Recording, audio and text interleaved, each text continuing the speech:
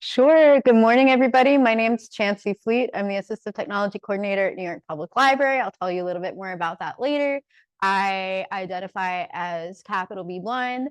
My visual description is that I am wearing a rainbow pin and a plaid dress, and I have a lavalier mic poking me in the back of the head. Thanks, Chancey. I'm Lauren Reyes, she, her. So I've been working with Chancey over the last 6 years on non-visual design. We've done everything from drawing to tactile graphics inside of zero gravity space flights. And I also do digital accessibility design as my side hustle, or actually as my main job. So really happy to be here. Really happy to do some like hands-on stuff today. Oh, yeah. And I also would love to, thank you, Claire, for introducing yourself on the Zoom. I'm going to pass the mic around the room as well so we can get a sense of who's in the room today. Janine, can I start with you? Janine? Oh, yeah. My name is Janine Lineback. Guess you guys can hear me. It's not coming over the speakers in the room. So, I am a digital accessibility specialist. I work for Nobility, and I don't really know what else to say except that I'm looking forward to this class. So, It's great to have you. Sounds great. Okay. Next, can I give the mic to you? Okay. Hello, my name is Jeff from Ohio State University, and if you want to be able to read it, we have a lot of faculty who are interested in using 3D printers as part of the class. So I'm here to learn about how there are different ways to create 3D printers. And I happened upon Chancey's work as I was doing research for accommodation plans for using 3D printers in class. So Awesome. Thank you so much for being here. All right, last but not least, this table. I am Shannon Urban. I'm the accessibility director at McGraw-Hill. So cool. I focus on the strategy and everything around the program for ensuring that K-12 portfolio products are always accessible as possible. And one of the big challenges is math and science, and how do we make that as accessible as possible? And so tactile graphics, so not a different way to do this. Thank you. Hello, my name is Megan McGowan, and I am Shannon's underling, where I write guidelines and I don't know, trainings, whatever, the kind of how do you create accessible materials. So I'm kind of the how-to accessible content person at McGraw-Hill. Awesome. Amazing, what a great crew. Oops. And then, Lauren, do you think we could unmute the Zoom for a second and see if the people on the Zoom want to do intros? I don't know, do we know how to unmute the Zoom and let people do virtual? I think they can. I think they're allowed, but we just have the volume on your laptop set down to 0 at the moment. Because of the echo. So I'm just going to cut my mic and yeah. I think, so we can't unmute them and let them speak. I don't think so. Okay. So if anyone wants to introduce yourself in the chat, no pressure. We'll read it out to you. We'll read it out loud to the room if you want to introduce yourself in the chat, like Claire did. Claire said, hello, Claire Petuan in Portland, Oregon. I work in accessibility auditing and building accessible digital content. We're really excited you're here, Claire. So thank you, welcome. But we're really curious to who we have at home. All right, so I'm gonna hand it off to Chancey for a minute. She's gonna do a little bit of an intro about the Andrew High School Braille and Talking Book Library. All right, awesome. And while I'm talking, Lauren said it earlier, but if you're joining us a little bit later at home, we are going to be doing some really interactive tactile drawing. And here in the room, we have something called a sensational blackboard that helps with that. But the good news is that if you are at home, you definitely have some materials that you can use to emulate what we're doing and still make a tactile line. So while I'm talking, while we are introducing ourselves, you can be thinking about where you have a newspaper, a soft magazine with a little bit of give, even the back of a cardboard box. And then you're just going to need some paper, preferably copy paper, and a ballpoint pen of some kind. Or if you're a Braille user, you can use a stylus. If you're a Braille user, use your junk mail, give it a new life. And we're going to be doing non-visual drawing, and you can definitely use those home supplies. We use them ourselves when we teach non-visual drawing remotely at the library. So I guess I'll head right into my introduction. So my day job, I'm the Assistive Technology Coordinator at New York Public Library. I'm based at the Andrew Haskell Braille and Talking Book Library. And I came on board in 2014 to oversee a project that I started as a volunteer, which is a tech coaching program. We currently do about 170 hours a month of one-on-one tech coaching, free of charge, free of eligibility requirements, and free of paperwork. So if you or someone you know needs help understanding screen readers, magnification, other accessibility tools, you can reach out to us and we can help. We're always looking for volunteers. We are a volunteer-powered operation. So that's my day-to-day. But in the course of doing that work, I started going to conferences where I met a lot of blind people who had ascended to a professional place where they had access to ways of spatial communication that I really had not been exposed to very much. Some of the things that we're going to be talking about today, like graphics embossing and soil form printing and 3D printing. And I noticed that these people were really good at their craft and had achieved a deep understanding of spatial communication and spatial expression, and were doing things in a way that I hadn't seen a lot of blind people do. And I was really happy to find this community of practice, but pretty unhappy to discover how kind of small and concentrated that group of blind people doing that work was. And so my work has been sort of a response to this stratification that I perceive in the community, where there are a few people that are doing non-visual spatial communications and most people aren't. I wanted to figure out why that is and what a library could do about it. So in 2017, I applied for a staff innovation grant and got about $10,000.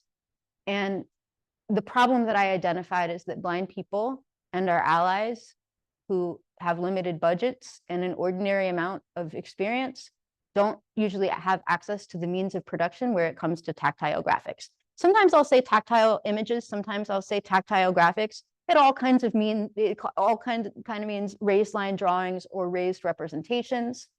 So we put in a grant, we got a graphics embosser, we got a 3D printer, and I started opening to the community opportunities to get trained on how to create tactile graphics, understand a little bit about standards, guidelines, or practices that make legible and meaningful and beautiful tactile graphics, and opening the lab so that anyone could come in for their own projects. So we picked up steam pretty slowly, and primarily we picked up steam first with community educators, people in museums, people in schools, some families, some other libraries, and once in a while, an individual blind person. But I was kind of surprised.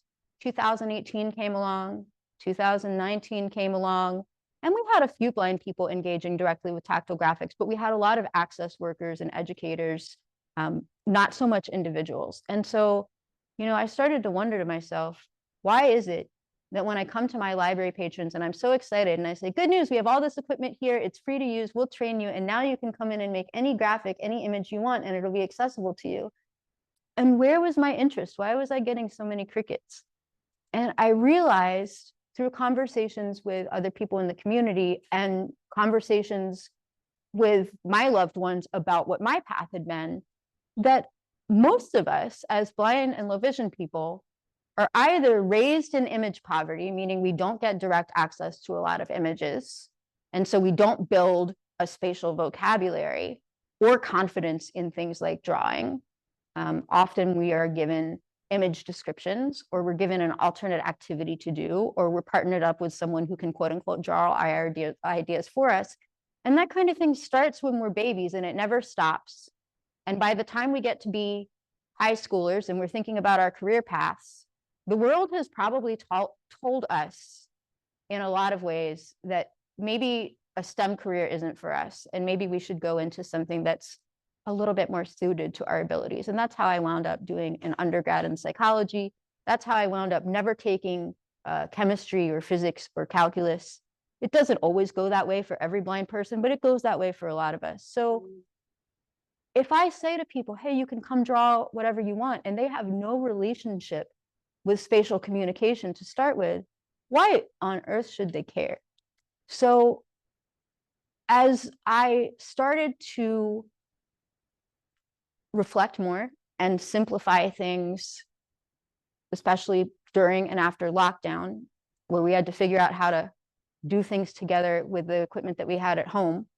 I realized that in order to invite people to the world of spatial communication, whether they were raised in image poverty, whether they had some access to images through things like textbooks and tactile graphics, or whether blindness came to them later in life, we really needed to build up a fundamental understanding of spatial communication. And when we're children, that starts with self-expression, and it starts with encountering a lot of graphics and copying things and having time to scribble and learn motor control and learn perception and play. And so we started doing a lot of drawing workshops, and that's what we're going to be doing today, to teach people how to raise a tactile line, to have some confidence in their drawing, to have the freedom to make things that are imperfect, but that communicate well or that express something that they want to express. And what we're doing today is an iteration on work that Lauren and I and a lot of community partners have been doing for 4 or 5 years now, based around the idea that tactile drawing is a really good on-road to lots of other types of spatial communication, both for its own sake and for doing low-fidelity prototyping, communicating efficiently with other blind people and sighted people. And so I'm excited to bring that to you folks. If you want to get in touch with us, please do. My website for the library is talkingbooks.nypl.org. Again, talkingbooks.nypl.org. And my email address is there in the current newsletter. You can also reach out to me. I have a role on the American Action Fund for Blind Children and Adults, overseeing tactile graphics programming for that organization.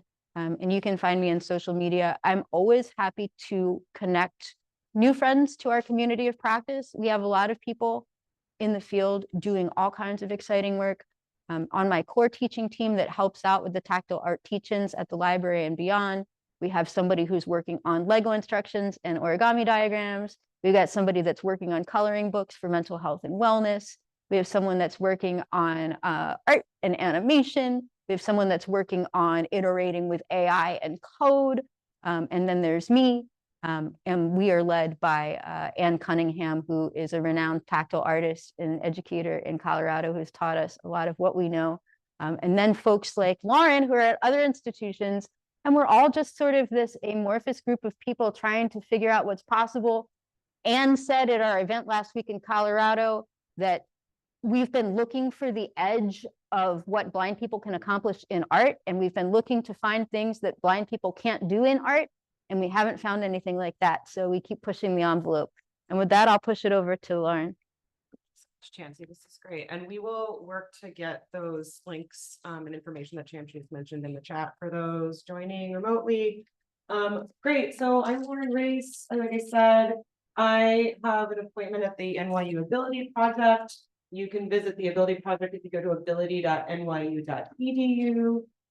So really how we work, we're an interdisciplinary research space that's dedicated to the intersection between disability and technology. And so we work across 3 different schools at New York University. We have Tisch, which is the art school. And within Tisch, we have a program called Interactive Telecommunications Program. It's basically a computing and arts program, and that's where I teach as an adjunct. And then we have Steinhardt. So we have the occupational therapy school. That's more of like the medical or clinical side of things. So our art students will partner with occupational therapists to kind of like DIY different assistive technologies. And then we also have Tandon. So we have the Integrated Digital Media Program, which is kind of a sister program to interactive telecommunications, but a little bit more geared towards the engineering side of things. So in all of our classes, we have students from all 3 of these schools embedded within the classes, so they all get a chance to work cross-functionally with each other. A little bit about the activities that we do. So we teach, right? I teach. We have our graduate and undergraduate courses. You know, we have interdisciplinary collaboration. So with our faculty, we have co-instructors who are focused on technology, one focused on disability and disability studies. And then we have students who are in cross-listed courses. But really what makes the Ability Project is unique is that we work with external partners in the New York City community. So we do real world projects. So we have disability advocates visit our classes, partner with students, and work together to kind of avoid design saviorism. We also do research. So we do undergraduate, masters. We have doctorate students, PhD students. We have faculty as well. So we, write papers and things for conferences. But we're kind of looking for what's next in accessibility, technology, and design. And then finally, and again, like I was saying, these real world projects, it manifests as community engagement. So this is collaboration in research and teaching with community partners from the disability community in New York City. We even have, like, for example, we have Tech Kids Unlimited, which we host in our space at NYU. That's a neurodivergent focused coding course for students. Yeah, so a lot of it, like, really what kind of binds all of our classes together is community focused practice. And so, for example, I've been working with Chancey for 6 years with like community engagement, basically. All right, so a little bit about our agenda for today. So first, we're gonna review how to make images accessible. We're gonna talk a little bit about tactile graphic production methods. We're also gonna review a couple tactile design standards so you know how to design for tactile acuity. We're gonna do some non-visual figure drawing today. And then we're gonna do some microcapsule printing for those in person. For those joining remotely, you'll continue to use your non-visual drawing method with the pen and the magazine and the paper. And you're welcome to take all your pieces home with you today if you want. So let's talk about making images accessible first and foremost. This is Access U. We have a lot of digital accessibility people here.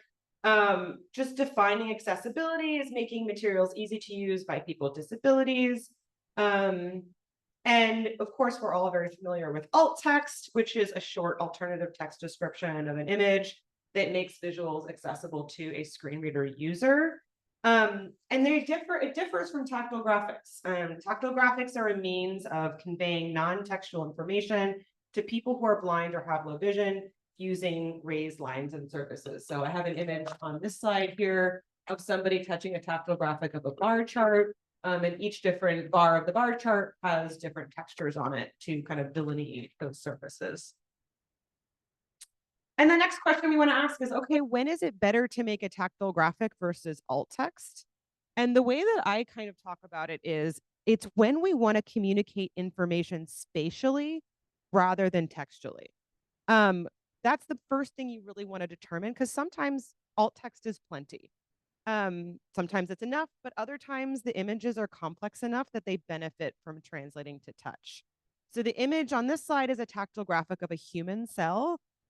This is really hard to write alt text for. Because, like, you have the location of the mitochondria on the top of it, you have the nucleus in the center, on the left a little bit, you have the plasma membrane outline, and these are all arranged spatially. So if you wrote alt text for this, it would probably be really long alt text. And alt text, obviously, but if you write a paragraph for it, it's just a bad user experience because that person has to listen to that alt text over and over and over again, not exploring it word for word. So this is just a really good use case of, like, I would get my information much quicker from this if it was rendered tactile. So that's really what we're doing. We're speeding up the process of information rather than writing a ton of alt text. So that's what I would say first. If you're like, hey, which is better here? What do you actually want to communicate? And if it's spatial, you might want to investigate tactile graphics. So I love Polly Edmonds' book called Tactile Graphics. It's like 3 inches thick. I think it's out of print. We have a copy at the Ability Project. I have a copy at home because I love it. But my favorite part of the book is her use cases that she lists. And she says, okay, when should we make tactile graphics? And there's 6 different use cases for making tactile graphics. The first is when the object is unavailable to touch. And the example she provides is like the stars. The second is when the object is too small, like an insect. Like a dragonfly will have really beautiful detail on its wings, but it's really too small to touch, so we can kind of scale it up with a tactile graphic. The third is when the object is too large, like a redwood tree, right? You can touch the base. If everything is within your reach range, you can touch. So you can touch the base of the redwood tree, but you can't touch the canopy of it. So we can actually scale that object down onto a tactile graphic. The fourth is when it's hard to explain, like a phenomenon. She uses an example of a rainbow. Fifth, when it cannot be touched, like a snowflake, it'll melt on your finger. Maybe it's a poisonous animal or a poisonous snake that's unsafe to touch. A big example that kind of encompasses a lot of these is objects in museums. Oftentimes they are roped off, they are behind glass, they are too fragile to touch. And so tactile graphics are a great way to bring these objects out from behind glass to visitors. And then the final one, and you'll actually see this a lot at museums on kiosks, is that the size relationship needs describing. So if you want to compare like an elephant to the size of an average human, or even like I've seen in museums like a woolly mammoth compared to the size of a human. So you're like, okay, that's the scale of this big thing at the Natural History Museum. It just helps me give more context.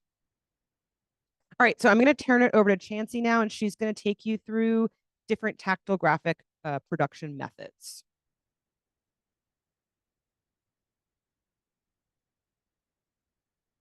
All right, folks on the Zoom, are you able to hear me fine?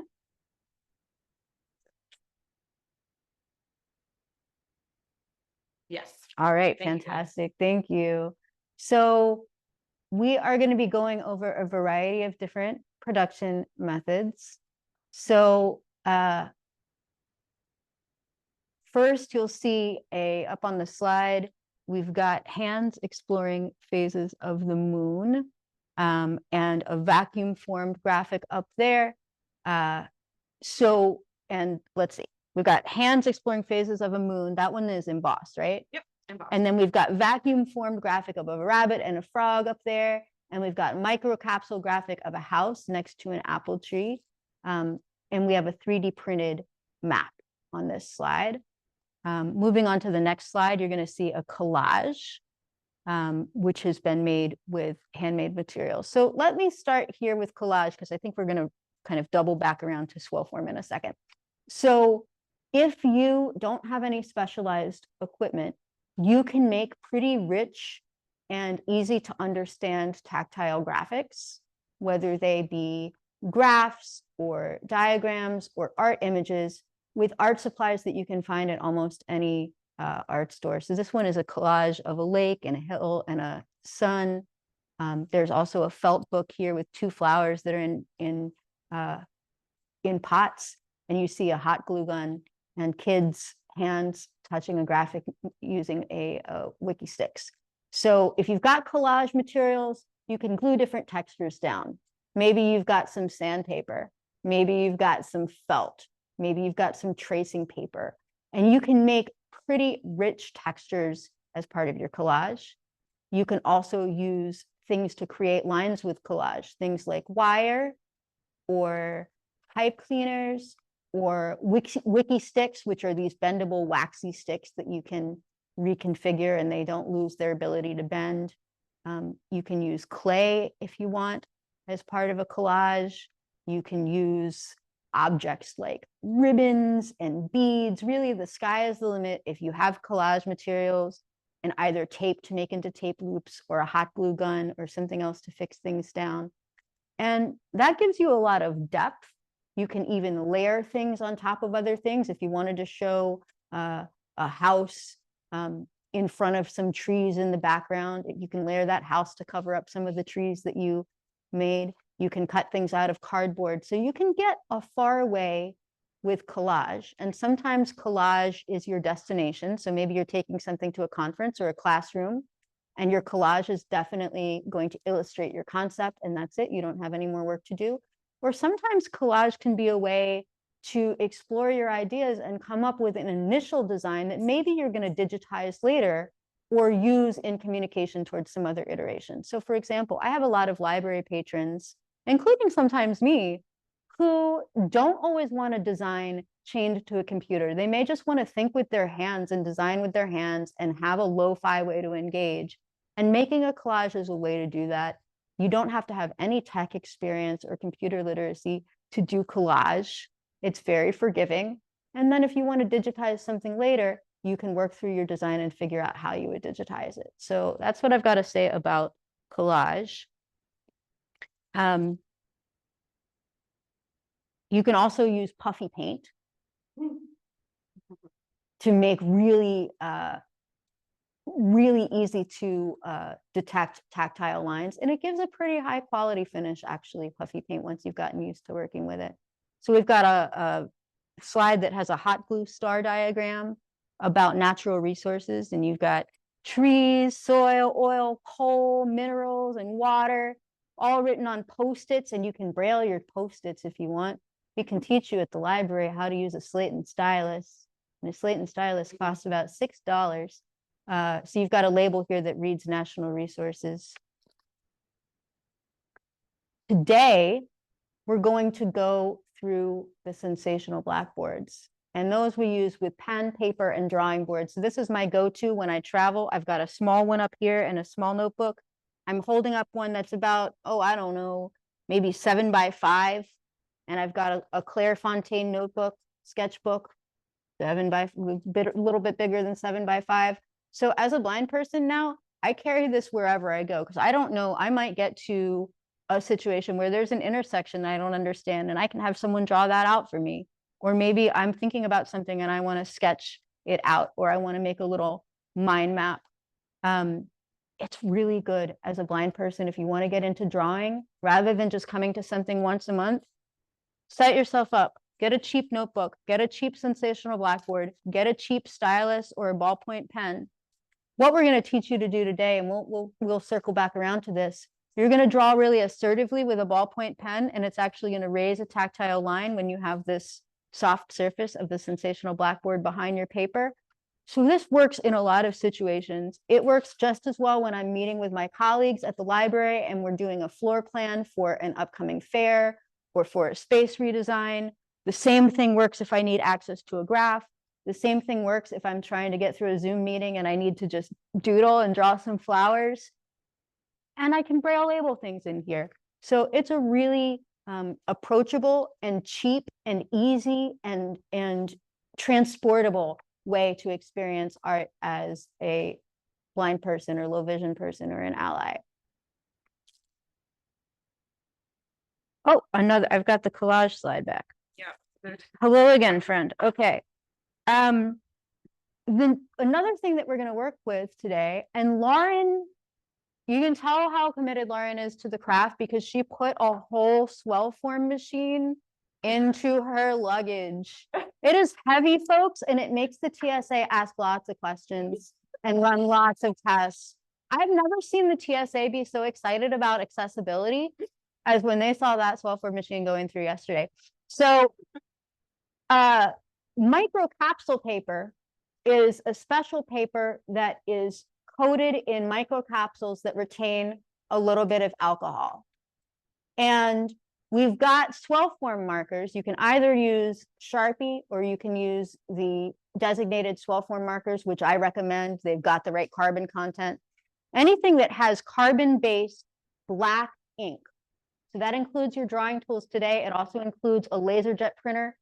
Please, friends, don't use an inkjet printer with something that you're going to swell form. It doesn't go well. But you can use a laser jet printer or carbon-based markers. The example we have up here is done with a Sharpie. It's a sun with a smiley face, kind of like the one that I'm wearing today, and a piece of microcapsule paper.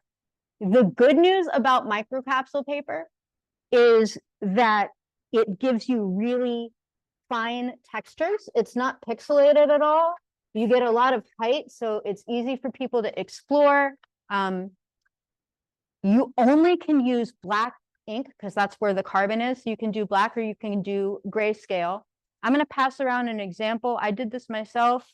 Most of the tactile design standards, it breaks them. I should have turned these filled figures into outlines and a lot of other things, but you can feel these 3 Keith Haring figures with their arms raised up and they're dancing and they've got Keith Haring's big old blocky motion lines coming off of their arms. And I'll send that with someone maybe to pass it around. And then I'll give you one other one that is a swell form. item, and that is gonna be, oh, my intern's map. So this is a map of where the Prospect Park Boathouse is. The little rectangle is the Prospect Park Boathouse. And then the paths are all different weird branches. It almost looks like I'm climbing around in a tree here because they're all different angles and different thicknesses, but this is how the paths really are in Prospect Park. So it's good to know. And then you've got the main road at the far right of this image, and you can see that I've got some Braille labels worked into the design. Fantastic. So that's swell form. We love almost everything about swell form except for 3 things. If you apply too much heat to swell form, there's a dial that determines the amount of heat because the alcohol and the carbon react together when exposed to heat, and that's what makes them puff up. Too little heat, and we're going to get lines that are too fine that don't raise. Too much heat, and we're going to get some flakiness. We lovingly call it dandruff at the library, and nobody likes it. The other thing about swell form that's not so great, a lot of blind people, we're fine reading Braille labels with swell form, but please don't give us a whole swell form page of Braille. It feels kind of blurry and it's not quite as crisp as embossed Braille, so don't do that. And then, you know, we live in capitalism, so it's patented paper and it's about $1.50 a sheet. So not your friend when it comes to rough drafts. I like to draft with other things and then maybe use swell form as a final product. But it's great for blind and low vision people and sighted people working together because it's not white on white. It's very bold. It works well for a lot of people with low vision. So there you go. So we're going to do some microcapsule printing today and raised line drawing with those drawing boards. I think I managed to pass my embossing slide. So I'm going to talk about embossing next. We didn't bring an embosser today, but we did bring some samples. Our embossed graphics are going to be composed with one of a couple lines of embossers. We tend to use the View Plus embossers because they let us get a few different dot heights. So it's basically going to be like Braille dots that are closely packed together. Paper is far cheaper. Braille paper is far cheaper than swell form paper. You can get a lot of different sizes. It's pretty quick. It takes a minute or 2 to emboss every graphics page. The Braille that comes with these tactile graphics is really high quality because it's made by a Braille embosser. It's just going to be a little bit more pixelated, and of course it's going to be white on white unless you do a second pass with ink print. And I'll pass a few things and I'll tell you about them. The first one, I've got a high school intern right now who's learning tactile design, and he made a map of Madison Square Park, which is where the original Shake Shack is. So we need to know where the Shake Shack is, the dog run, the playground, and other places that people will meet, like the reflecting pool and the fountain. And then we've got the pedestrian paths where people can walk through this park. And then all of the street approaches, 23rd Street, 24th, 25th, and 26th on both sides are labeled. There's a key on the left of this map. And this was done by somebody who had about 6 hours of experience. So you can get pretty good pretty fast. This is a very legible map of Madison Square Park. I'm going to pass around another example. This is Maya Scott, M-A-I-A. She's a low vision teaching artist in the Bay Area, and she loves labyrinths. And this is a hand labyrinth that you follow with your hand, but it's also in a hand. It's her hand. You can get this at betactile.com and print it out for free. And I love passing this one around because it's just so simple. And if you don't have tactile experience, you can find the opening at the bottom of the hand and kind of follow the white space and spiral through, and it feels really good. So we use this for tactile mindfulness a lot. We do a lot of emoji. So I'm going to give you a little life hack. If you're looking for tactile graphics and you're looking for a particular thing, like maybe you're looking for a cat or a building or a flower or a bridge, if you look on Google Images, you're going to find a lot of things that don't make good tactile graphics because they're too busy and they have too much background and too much detail. And if you have too many lines, we'll talk more about this later, but if it's too cluttered, it's not going to work for tactile. But if you add the words, easy to color, coloring page. There is already a lot of content online that is aimed at people that want to color it, but just so happens to make a large scale, legible tactile graphic. So I'm going to pass around this little cat with whiskers. And just a really quick, Tony, would you be willing to also hold it up to a screen? So if folks at home are asking if they can see, when it gets around at the end, can we hold it up in front of the camera? Yeah, thank you. Can you repeat those words again? Easy to color coloring page. Okay. Yeah. And they're not targeting blind people or tactile graphics, but it's just one of those happy accidents where there's already a community that really, that has a format that's similar to the one we need. The last one that I'm gonna pass around that's a graphics emboss is a lava lamp. Talk about something that you can't really touch. You can't touch a lava lamp when it's in action. So my friend Marco runs a website, and we're not going to get too deep in the weeds about this, but if you want to know how blind people can draw using code, you can head over to blindsvg.com, and we teach a whole separate workshop on how blind people can write code that makes shapes and lines and infill. And we teach it online at least once a quarter. So if you visit us at talkingbooks.nypl.org or email me, we can tell you when the next meetup's going to be. So I'm just going to pass around a lava lamp. There's some other figures in the edges. I reused some paper, and so don't worry about the symbols on the edges. Just check out the lava lamp in the middle. So that's graphics embossing. Do I have another? I don't have another slide coming up on vacuum form. Just on pros and cons. So I'll do them pass arounds first, and then I'll go to pros and cons. So for thermoform, we didn't bring the thermoform machine because it's huge and it heats up to 800 degrees. They probably don't have the insurance for that. This is a graphic from NASA, and it says sandstone petroglyph in Chaco Canyon. Does this represent a total solar eclipse in the year 1097?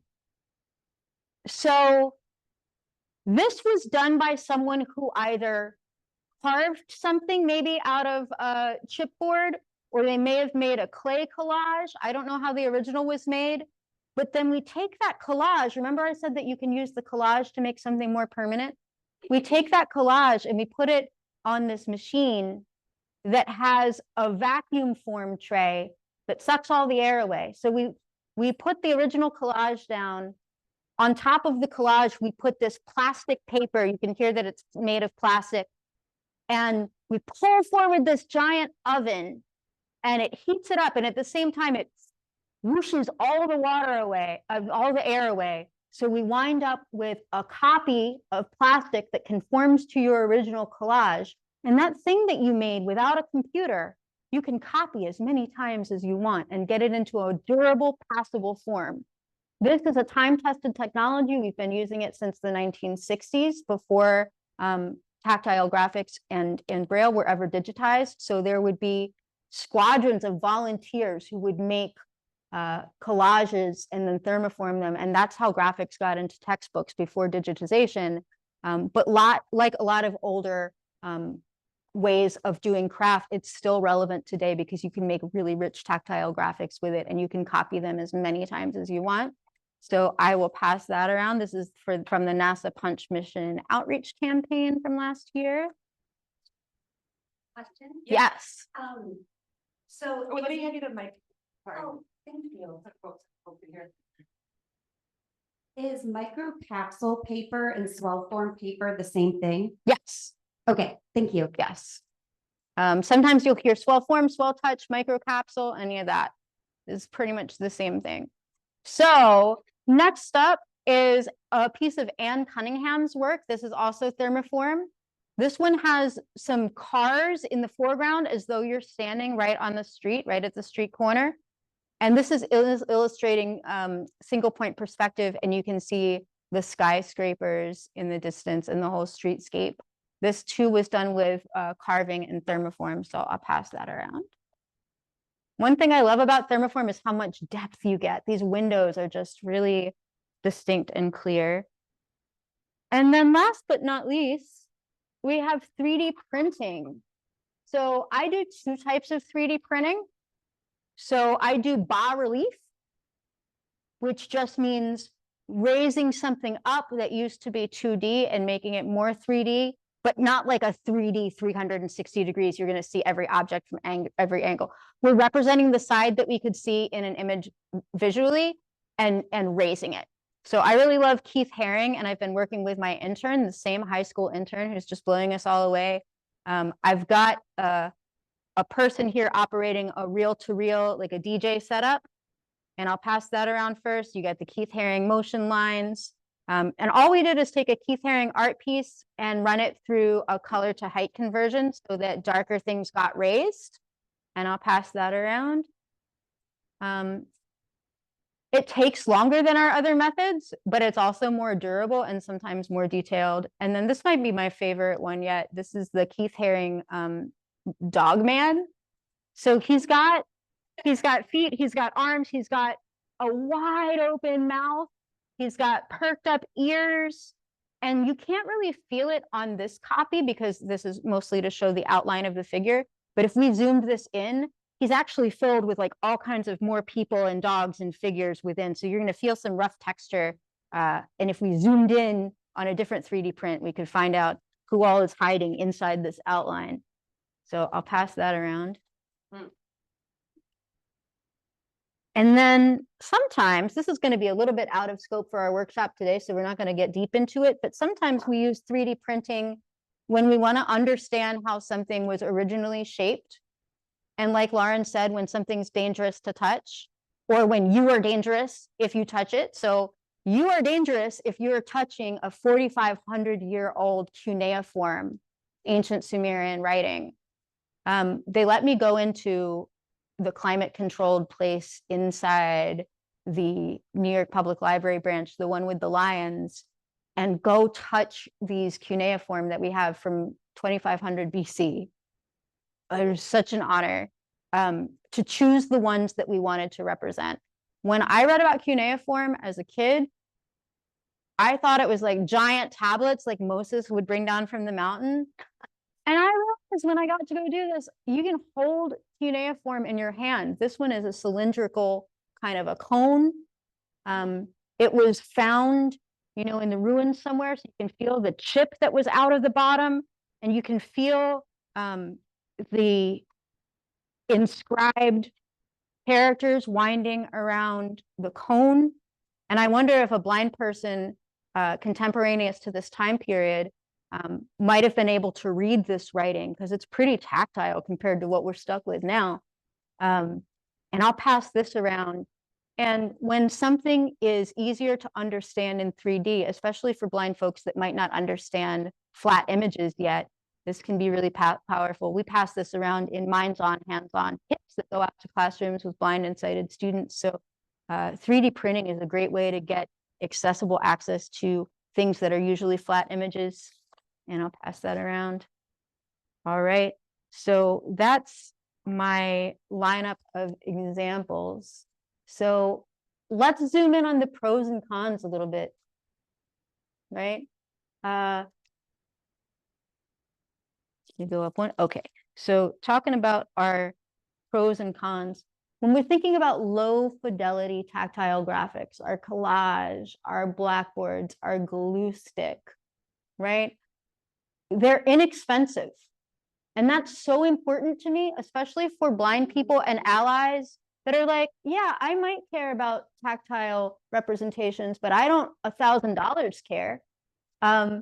You can afford collage materials and drawing materials. You can bring them to any place with any budget.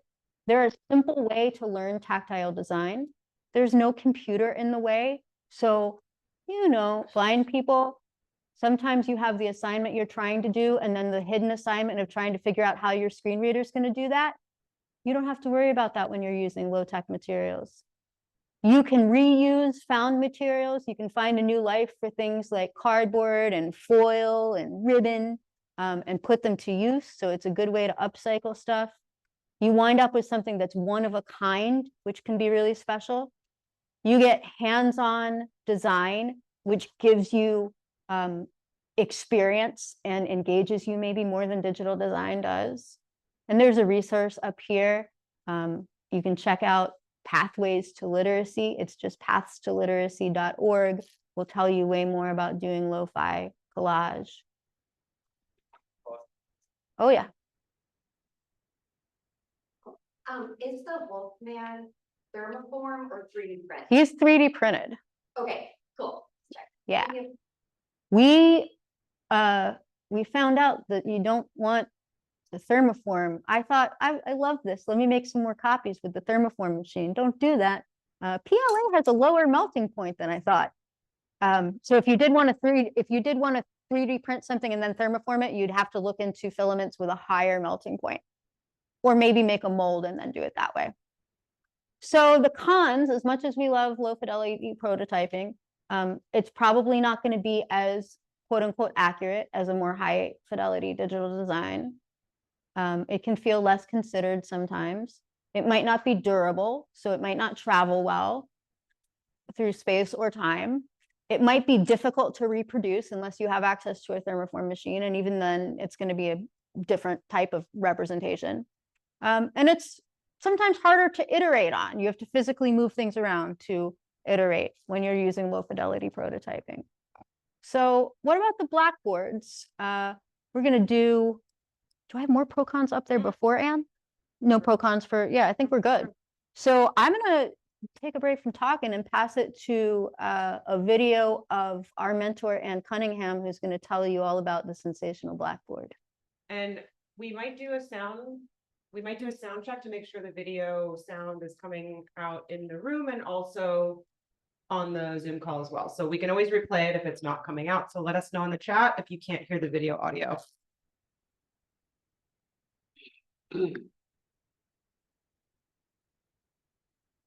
Yeah, I think I have to turn on my. Remove it from. And we might want to turn off our, yes, precisely. Hi, I'd like to show you how to use your sensational blackboard. When you receive it, remove it from its Tyvek envelope, and you'll see that one side is smooth plastic. The other side has a rubberized surface. Place it on your table so that the rubber side is up. Take a piece of copy paper. Office supply stores have a lot of different kinds. I'm using a 20-pound white paper. It costs about a penny a piece. Then select a pen. A Bic medium point pen works best. Pens that you get from hotels or bank lobbies that they use as advertising generally work just fine. You don't want to use too fine a point when you draw. You need to draw firmly enough so that you crack the paper. A cracked paper is what your finger is able to feel. You should be able to feel this on the paper as you draw, so there's no need to flip the paper over to feel the lines. Pull your pen away from the point. If you try to push the pen towards the point, it'll stick into the soft surface. When drawing a circle, you can use the pointer finger on your other hand as a locator so that you can start at that point and circle around back to the same point. If you make a mistake, you can flip the board over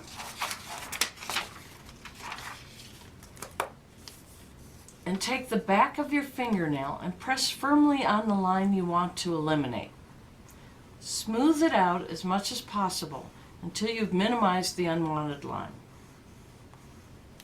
Then flip the board back over and redraw your line where you want it.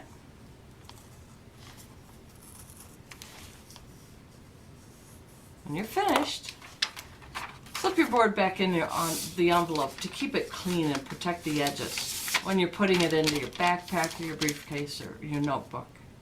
I hope you enjoy using your sensational blackboard.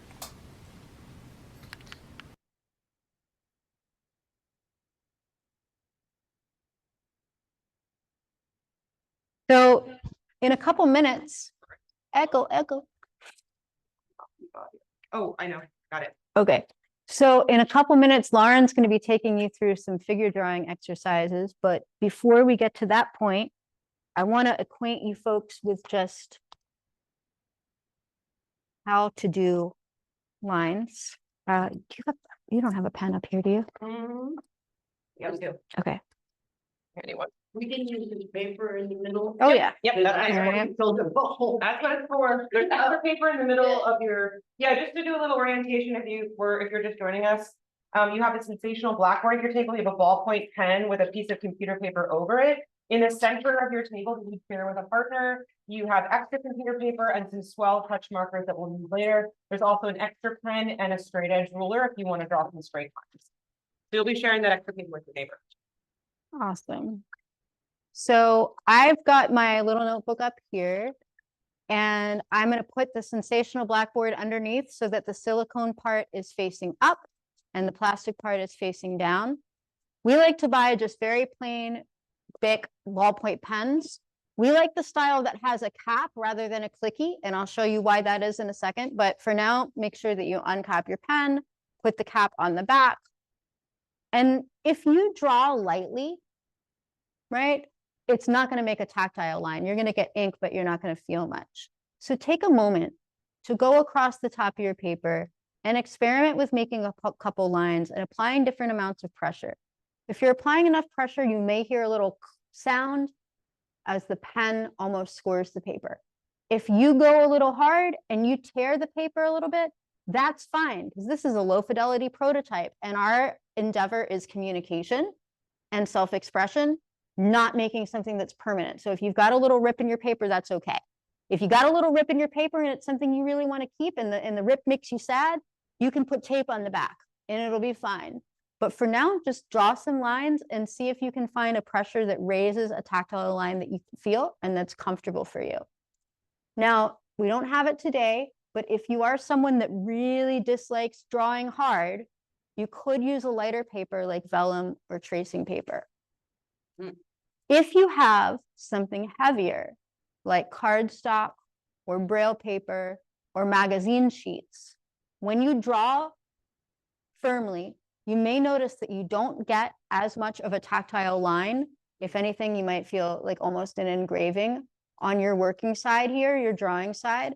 But with those thicker media types, when you flip the paper over, and you'll notice this too on what you're working with, when you flip the paper over, oftentimes on the back, it's even more bold for tactile than it was on the front. So some people like to draw a mirror image and then work from the back when it comes to interpretation. That is entirely up to you.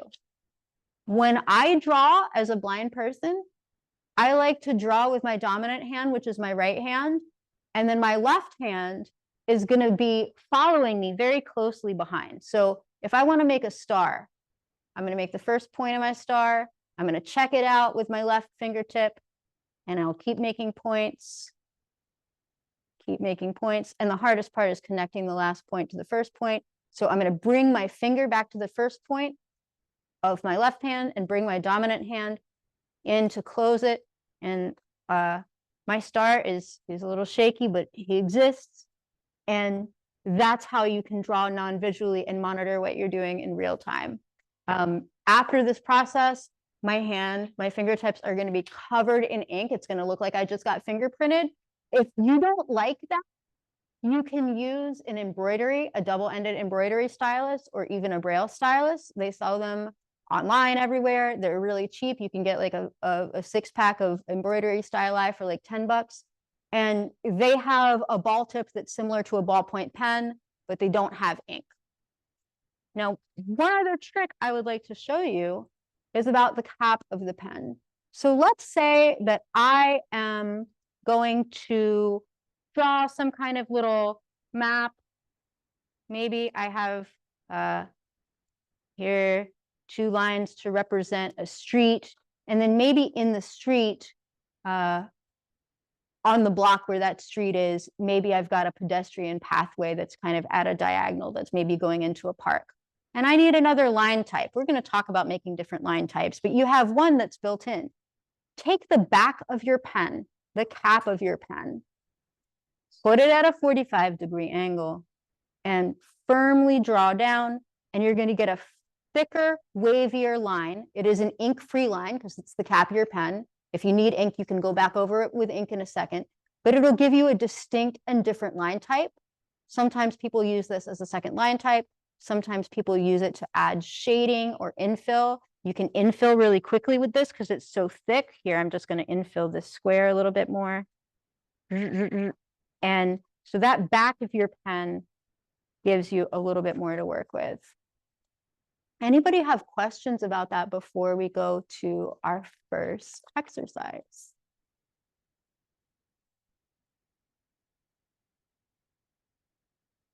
And if anybody has questions in the Zoom, we do really want to hear from you. So if you wouldn't mind writing any questions in the chat, we'd be happy to hear them. And you can also put questions up whenever they occur to you. And like you guys have been doing, you can always just pop in with questions as we go. All right.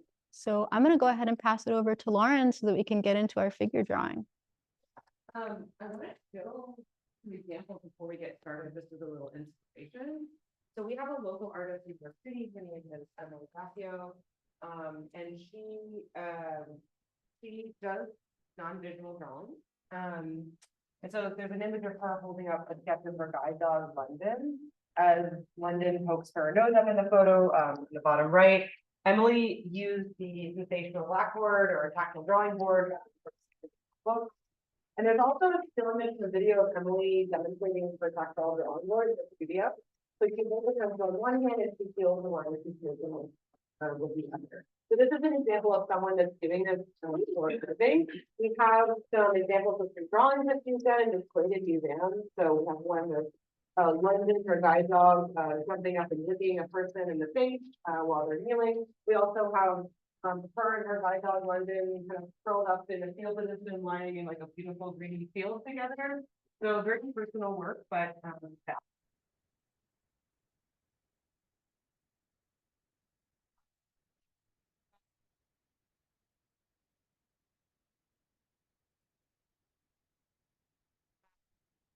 Oh, someone said it's difficult to hear. Can you hear me now, Claire, at home?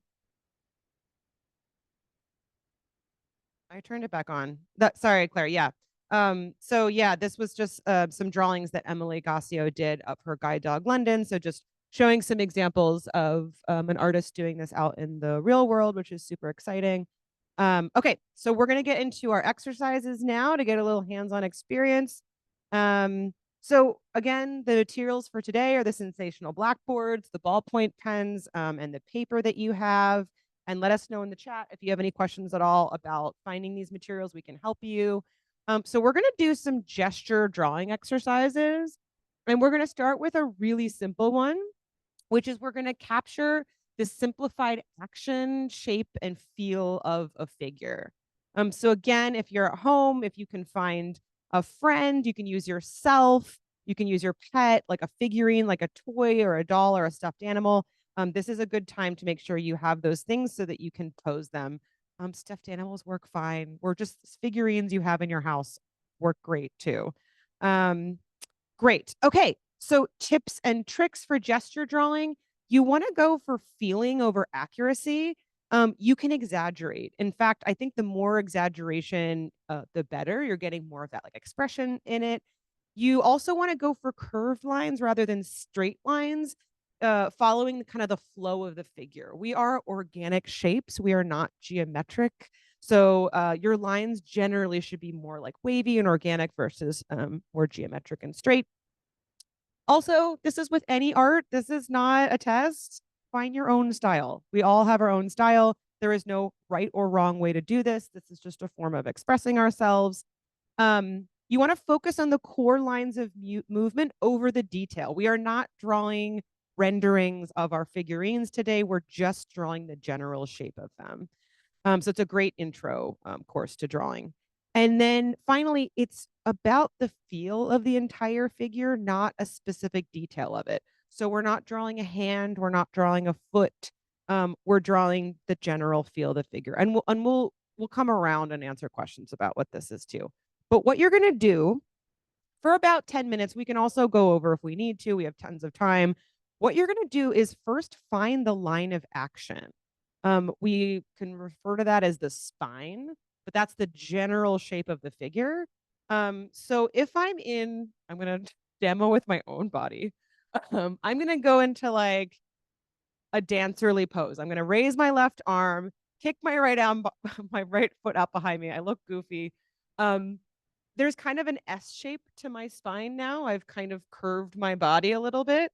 This is what I'm talking about when I'm saying find the shape of the spine. We're finding the general shape of the figure. If I bend my waist over in a right angle, like I'm going to pick something off the floor, I'm now at more of like a righter angle. So kind of more of like a side of a box shape, right? So that's the line that we're finding is the way the body is kind of, if you could simplify the shape into one line, what would that line actually look like? And we're going to do 10 poses for 10 seconds each. I know that sounds fast. If you need extra time, it's fine. The reason why we do fast is I want to get you out of your head. I don't want you to focus so much on the detail. I just want you to like go with your gut, go with your instinct, and just find the line. I'm going to say 10 seconds, but if you need like 10 more, that's fine. But the idea is to move quickly. So we are going to start with our first pose. So if you can take your figurine and pose it in your first pose of choice, or find for folks at home, if you want to find a figurine that you want to start with, you can also use the same figurine the whole time. That is fine. But now is the time to kind of set up your environment and set up your pose to get ready to draw, because I'm going to start to use a timer. And I will mind the time over the mic so folks know when to start and stop. So you do not have to worry about the time.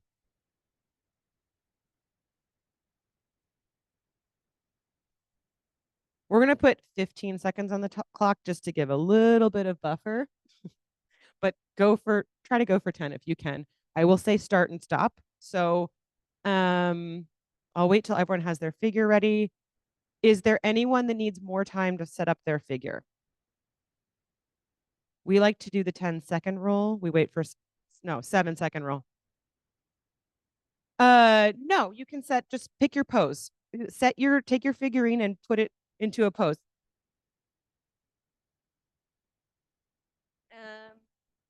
It's okay. I was gonna get you the mic. A timer, yes, not tiger. We're setting a timer, not a tiger. I promise you, we're not gonna set a tiger on all of you. That would not be okay for Access U or in general.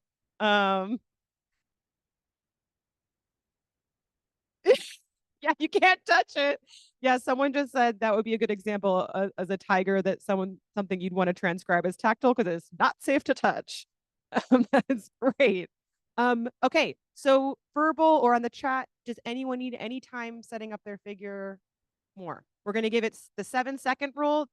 That's the speak now, forever hold your peace rule.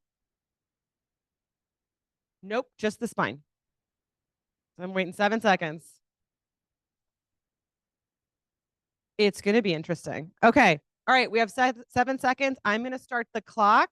I'm going to say stop and go. That'll be your cue to start. Remember, we are not going for perfection. We're just going for lines. All right.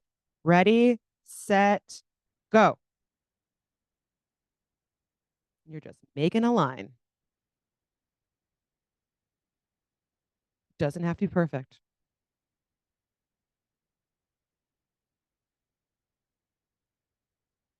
All right. That's time to stop. See, even that kind of felt long. You're just going like whoosh across the page. All right, we're gonna reset. So pose again, find a different pose. You can lift an arm, lift a leg, bend them to a side, whatever you need to do. And if folks want a different pose at home and you only have one figurine, you can use your body. You can just move your body into position and you're gonna draw that shape. Let's get you a mic.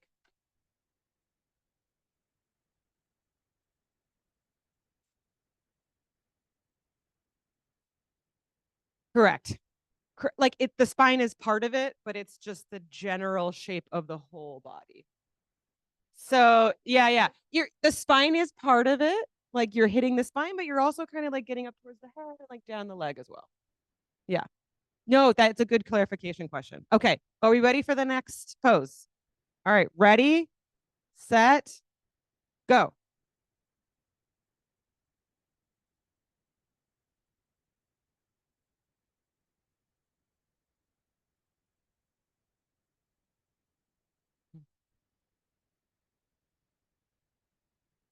All right, that's time. Time to stop. All right, reset, new pose. Now we're getting into we're cooking with gas now. Don't have to think too much about it. Just pose. All right, ready, set, go.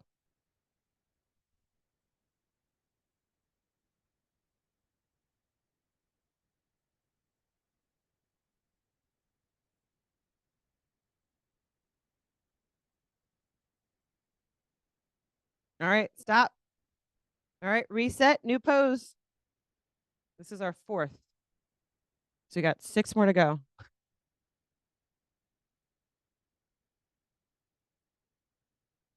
All right.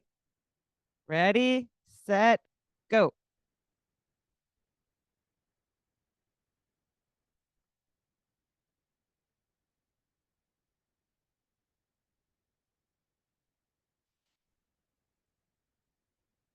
It's kind of challenging, right? That's weird to simplify a figure. All right, stop. Reset. That was 5. Now this is 6th, right? 6. Okay. All right. Ready for our 6th one? Ready, set, go.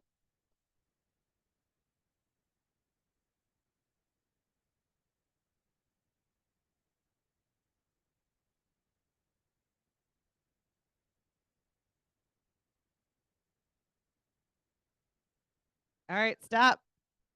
This is 7, right? This is 8 versus 7. I had a counter in my head. No, I think this is 7. Okay, we have 3 more. All right, reset. 3 more poses. All right, love it. Ready, set, go.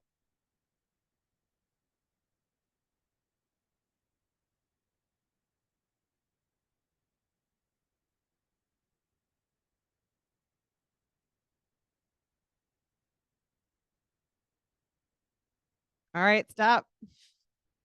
Reset. 2 more.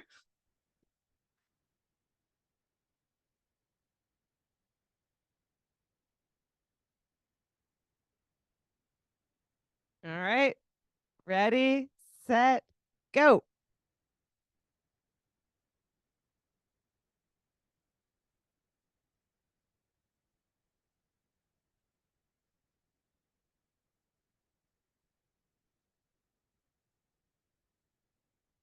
All right, stop.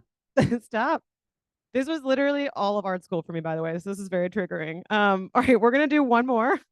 So one more pose for this round. We're gonna do another exercise after this, but this is the quick one. All right, reset. Last one. Ready, set, go.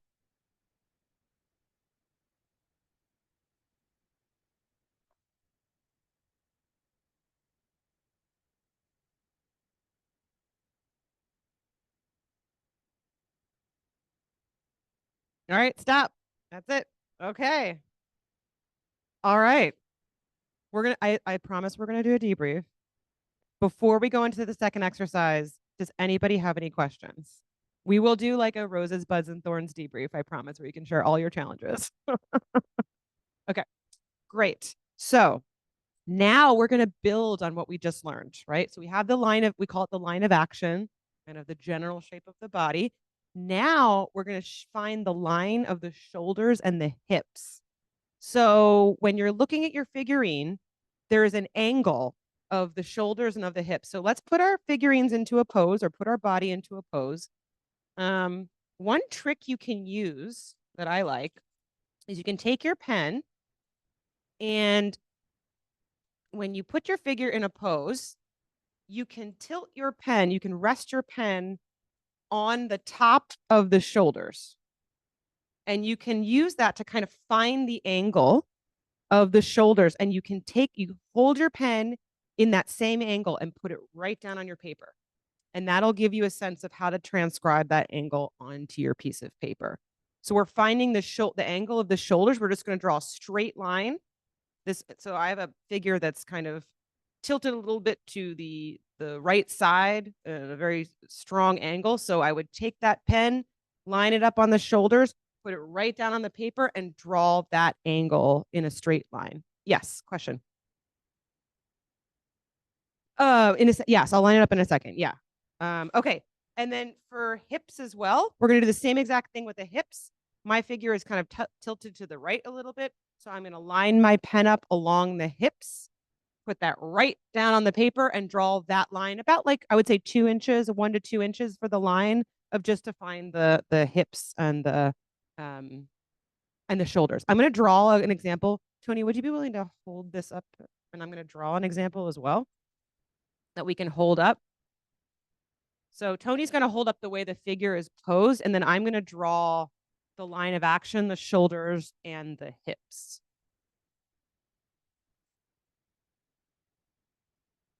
Okay. All right. So Tony, I'll hand this to you so they can see what the finished product would look like.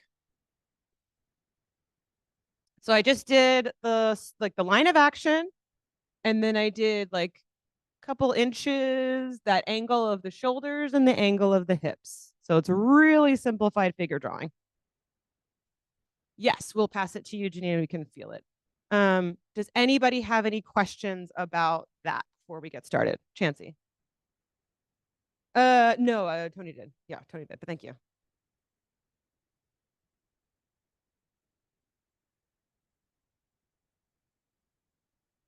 So it's kind of like the model's kind of curved a little bit, Janine, and then we have those tilted, really dramatically tilted shoulders and hips.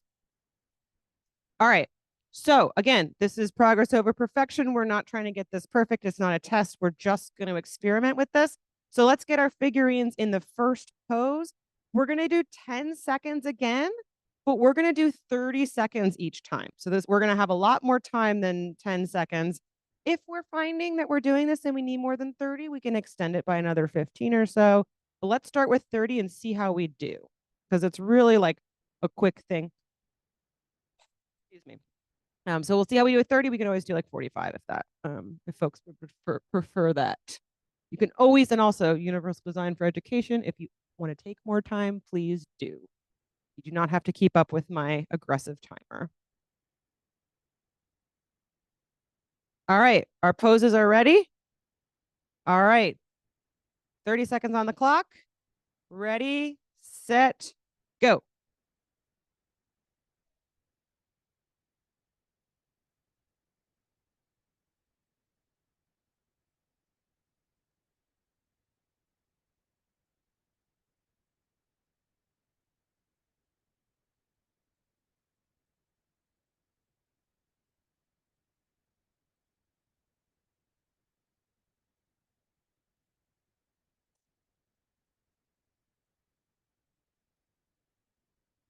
Okay, stop. All right, let's reset. All right, quick question before we go to the second one. Do we want 45 seconds rather than 30? Is 30 plenty for folks? All right, we're sticking with 30, but you can always take more if you want. All right, we're setting up for another pose.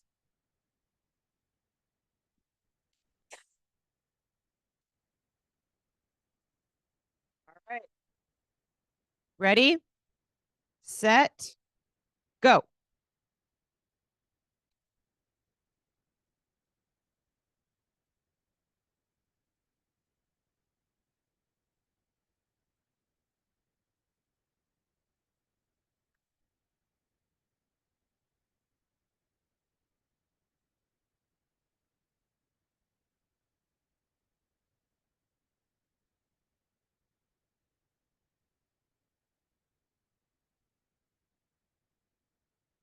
All right, stop.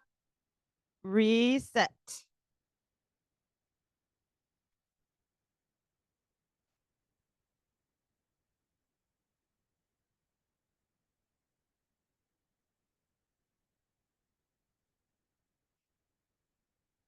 All right.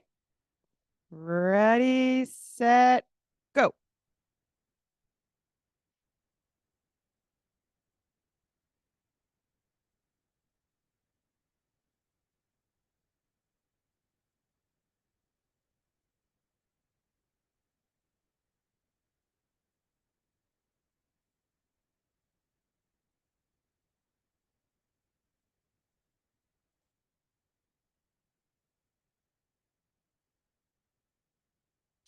It's hard, right?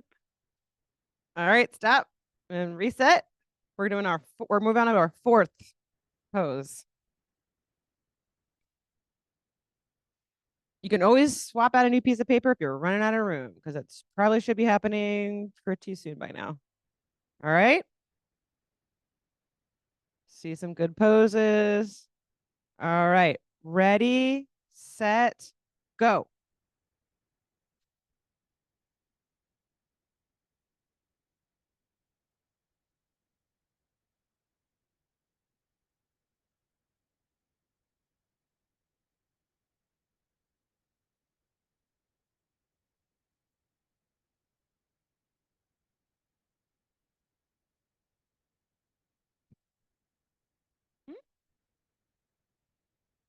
Is the noise in the hallway bothering folks? You want to close the door? Okay.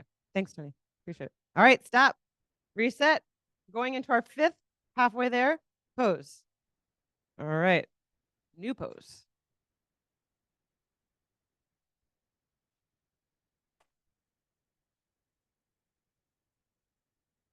All right.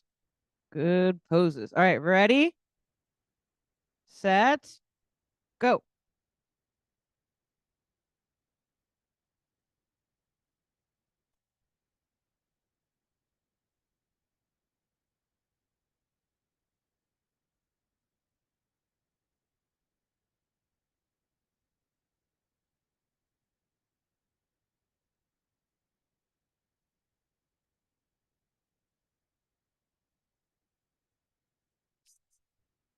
Love this. I love Janine. Love this, Janine. The cackling is excellent. All right, stop.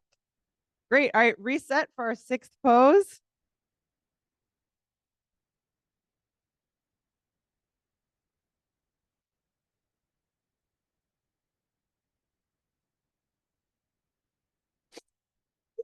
All right. Ready, set, go.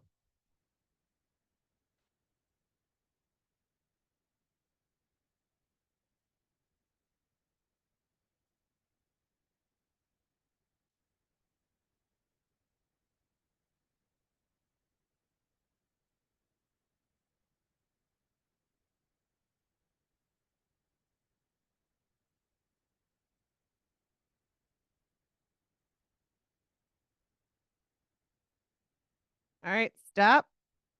Reset for our eighth. I believe eighth. Keep me honest.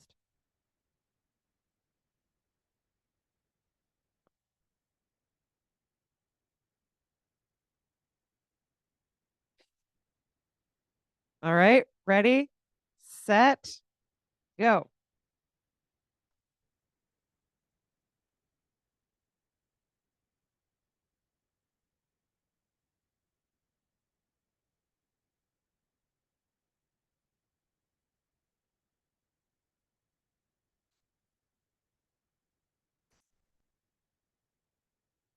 Laughing at yourself while drawing is perfectly acceptable, especially in art. All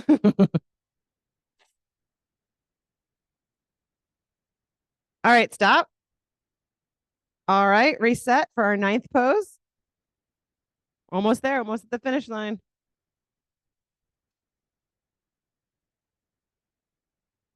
Second to last pose. Make it a good one. Go wild. All right. Ready, set, go.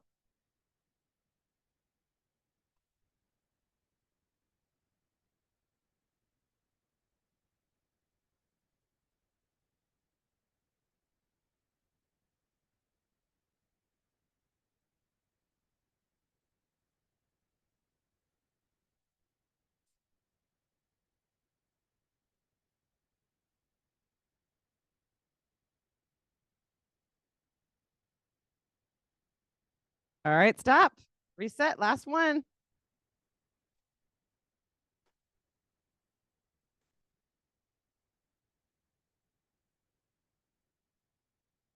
Last pose. Before we move on to swell form, I believe. All right, ready, set, go.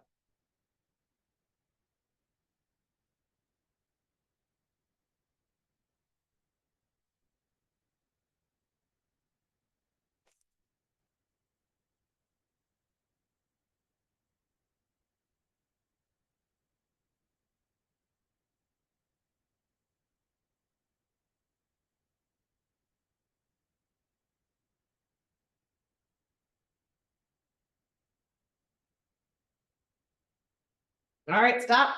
All right, that's a wrap. Good job. Amazing. I know that those timed activities are semi-stressful as they are for me, so good on you. We are gonna do what's called think, pair, share. Basically, if you have someone, a neighbor near you, if you could group up, pair up, and just discuss between the two of you what was easy for you, what was really hard, and just discuss. And can you verbally describe also what you drew? For folks who are joining us virtually, if you can share your think, pair, share on the chat, that would be great. What was easy for you and what was really hard for you? I don't know if you can share pictures on the chat. I think you can. If you have pictures of what you drew, we would love to see it. All right. So let's take about 5 or so minutes to do a little think, pair, share. And then we will move on.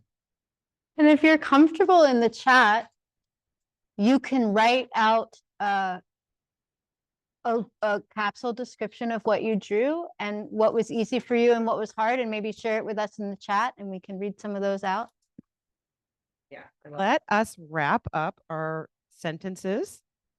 And we're going to move into the really exciting part of this workshop, which is microcapsule printing.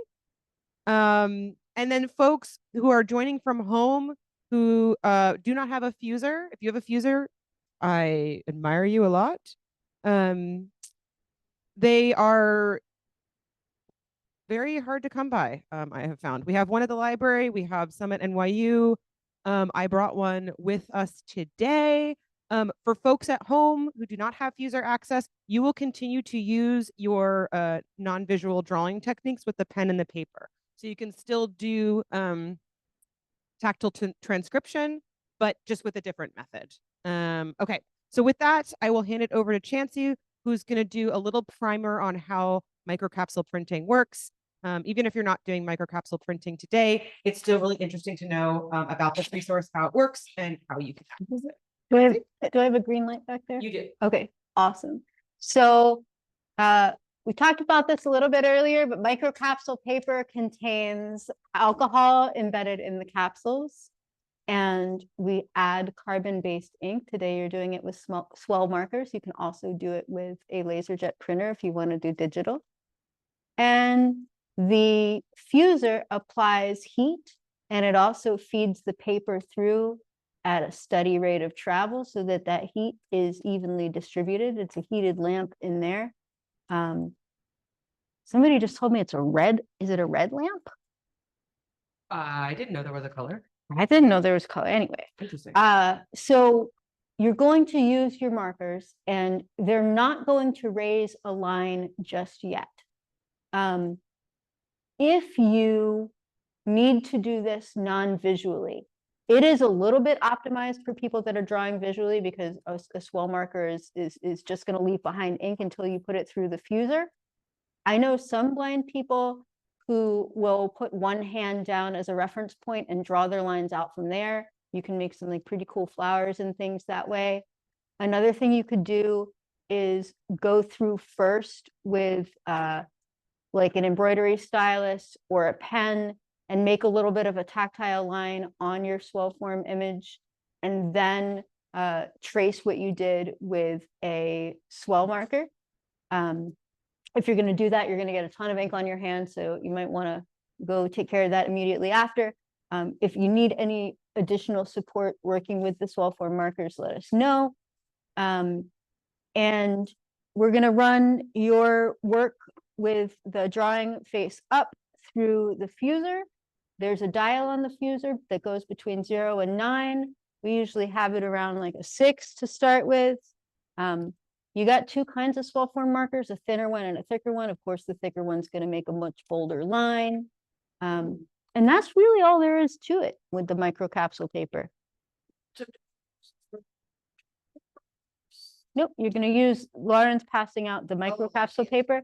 And the microcapsule paper has two textures. There's a really smooth texture, that's the back side, and there's more of an eggshell texture that's a little bit grainy. That's the side you want to draw on because that's where the microcapsules are embedded. And then it's going to come back to Lauren to talk about design standards. Okay. I'll pass this up. All right, eventually I will come around and pass out the swell touch paper. But for now, let's talk about some design standards, because this is the most important part. For folks here in person and also virtually today, this exercise that we're going to do is more about designing for touch and when to design for touch rather than the method. We're going to use microcapsule in person today because it's we have access to it, but pens on paper work just as great. Okay, so standards. There's 4 standards, and I'll pull them up on the screen when we do our activities so they're all in one place. But the first standard is to cut off the upper right-hand corner of the page. You can also draw a triple slash line in the upper right-hand corner of the page. This is for page orientation. This is so the reader knows how to hold and orient the page, which side is up, which side is down. If you've ever used the old New York City Metro card, the upper right-hand corner is missing. This is for orientation when you're swiping it through the machine. So just a kind of a tactile design standard out in the wild. We're now moving away from that card. I think it just got retired this month or last month, but RIP, loved that card. Number 2, 1 graphic per page. The reason for this is when you start to scale things smaller, you lose tactile detail. So you kind of want to fill that 8.5 by 11 page as much as possible. The images on this slide show 2 small ducks on one page and it's crossed out. And then we have a duck that is scaled to fit one page with a green check mark next to it. So again, just more tactile information as we scale things up to fit the page. Number 3, hollow is more discernible than solid. There's an image of a solid duck that's crossed out and then an outline of a duck with a green check mark next to it. The reason for this is that you can trace the outline with your finger to build a mental image of the whatever the subject matter is. If it's filled in, there's less tactile lines for you to trace with your hands. Chancey, did I miss anything about hollow versus solid and the reasons why? I don't think so. I mean, sometimes you'll fill things in for a reason. You may want some objects to have infill and others not, but all other things being equal, we just perceive lines more than filled shapes. Exactly, perfect. And then the 4th is about a 1/4 inch between elements. Tactile acuity is different than visual acuity. Tactile acuity is about 100 to 200 pixels per inch, whereas visual acuity, generally from about 12 feet back, is 728 pixels per inch. Obviously, we know vision is a spectrum, but just to show the kind of contrast between visual versus tactile. So this is why we do these things. Chancey will talk later about symbols and how they should fit within the pad of a finger. It's just a different type of design that we're not often taught. So there's a duck with a water line on its stomach crossed out on this slide. So the water line is kind of right up against the subject matter, against the duck. And so what happens here is that the 2 images, the water and the duck, kind of blend into one complex image.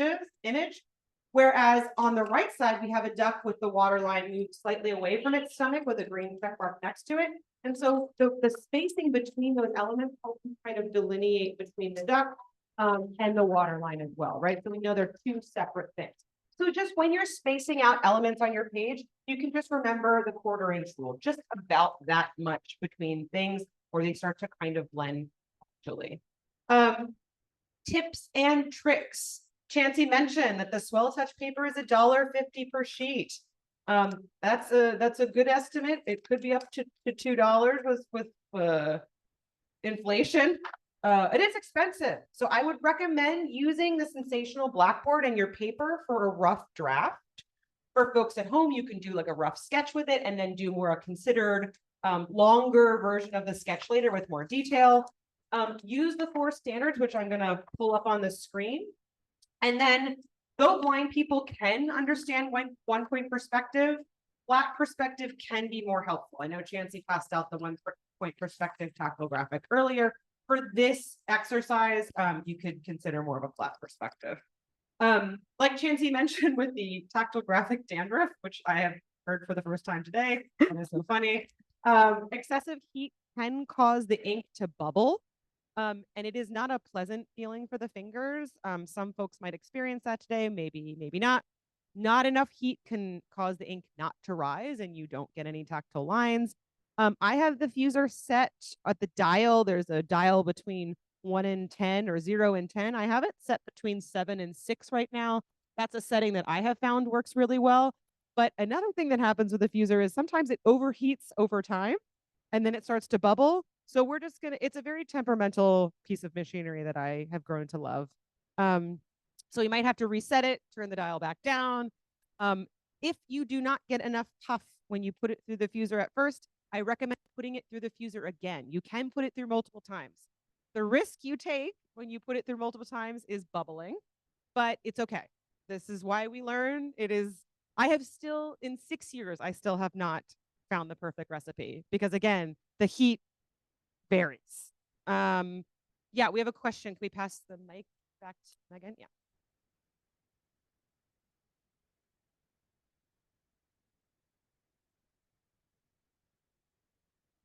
Sure.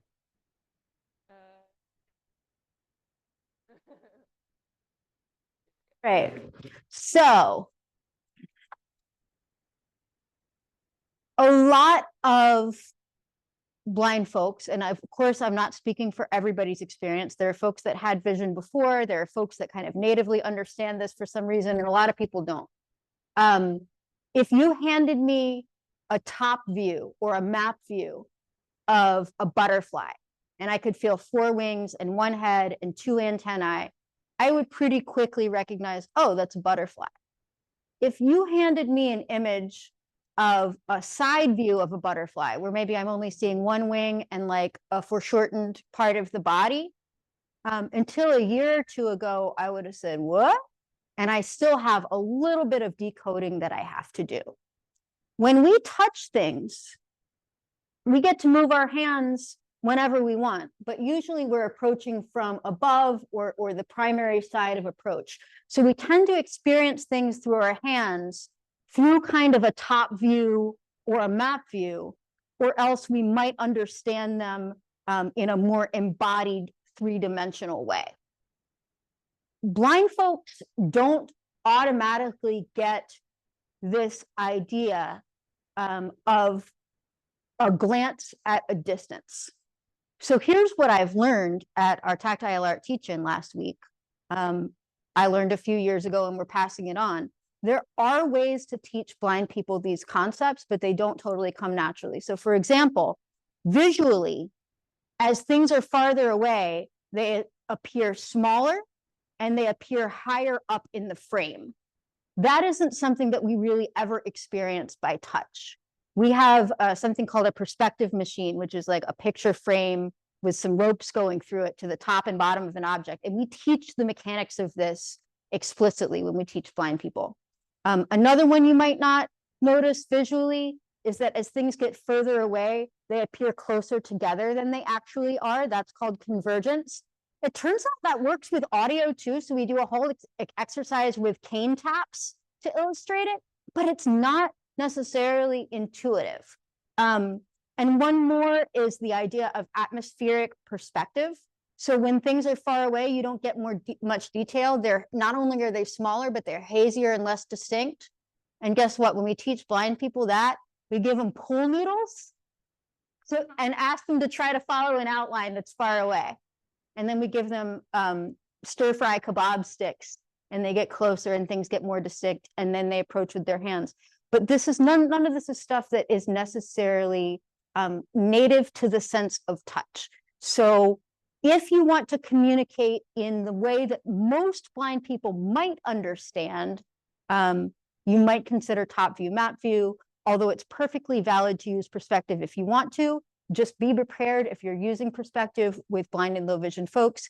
You might need to do some explicit instruction or an accompanying narrative to solve some of those mysteries for people. Yeah, thanks. Last but not least, tips and tricks. Just be pre- oh,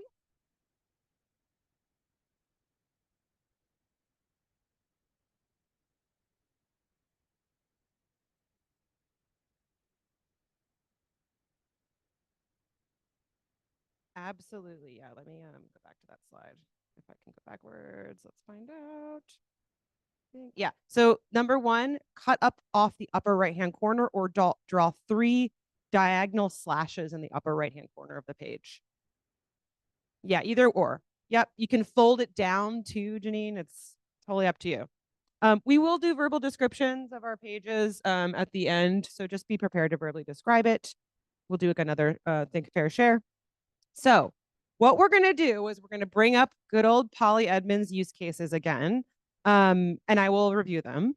And we're going to take about 20 minutes and draw something individually by yourself from one of her use cases. So I'm going to pull up those and review them on the, let's see, hold on. Let me pull them up. They were, okay.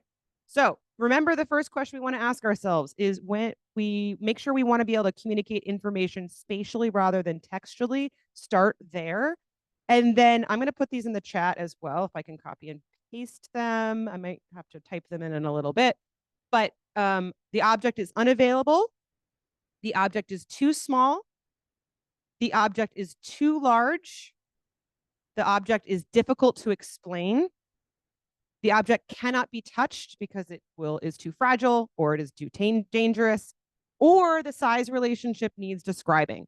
If you want a little bit more context, you can think of museum objects. I find that really helpful. Something that's roped off behind glass, unavailable to touch. All right, so we're going to go back to.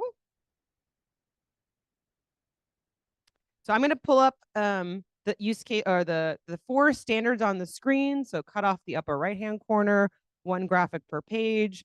Hollow is more discernible than solid, and 1/4 inch between elements. I'm going to keep them up on the page, and then I'm going to set a timer for 20 minutes, and we're all going to draw individually from one of Polly's use cases. Any questions before we start? Oh, Janine, yeah.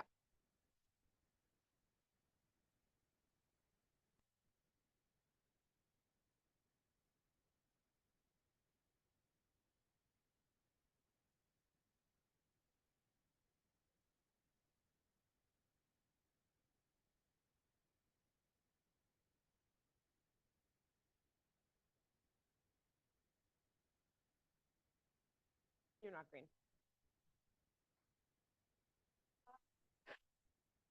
It depends what your purpose is and what you want to communicate. Well, So- let's say you bought a new house. Yeah. And you want to understand how it looks like from the outside, the shape.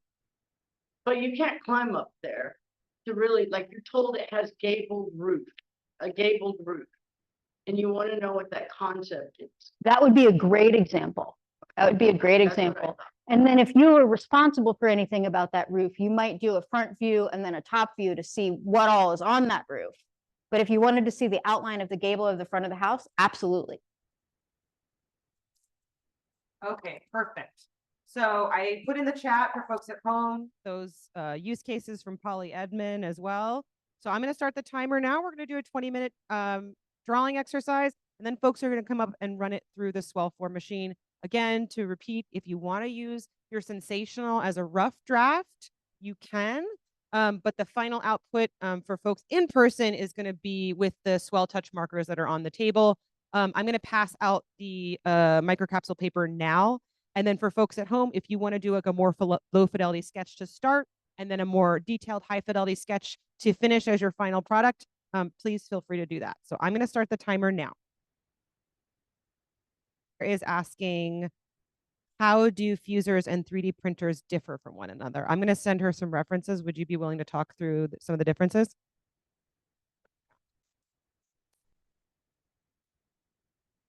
On his left. Okay, so the thing that they have in common is that they're both raising some kind of an artifact, but that's pretty much where the commonality stops. Swell form is really going to replicate a pretty flat drawing with just a little bit of tactile height, and it does that by the action with the carbon and alcohol reacting to heat, which puffs up a line. 3D printing is a pretty different technology. The type that we use at the library is filament based. We call it fused deposition modeling.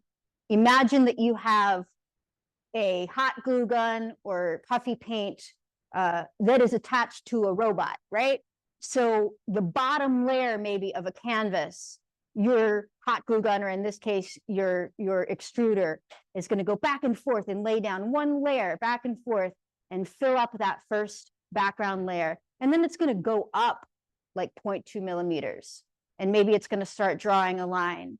And when it's done with that, it's going to go up another 0.2 millimeters. And so you can build up as high as you want. You can get a lot more depth out of 3D printing, but you can also get a lot more heartache out of 3D printing because the failure rate is different and a large 3D print is going to take a lot longer. So they're just fundamentally different technologies.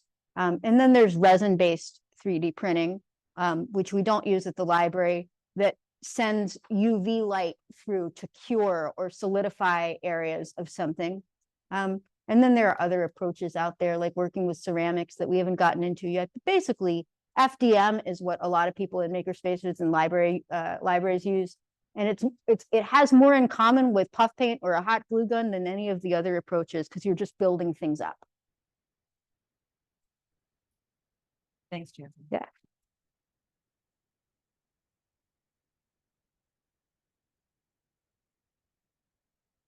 Yeah, Megan, let me pass. No, please don't. We love questions.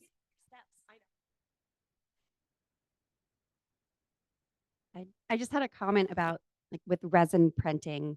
Like, I wonder if in some scenarios, would it be more helpful because it tends to be smoother with the filament? You get the little lines and bumps on it. So I was just, okay, I guess like two things I'm wondering.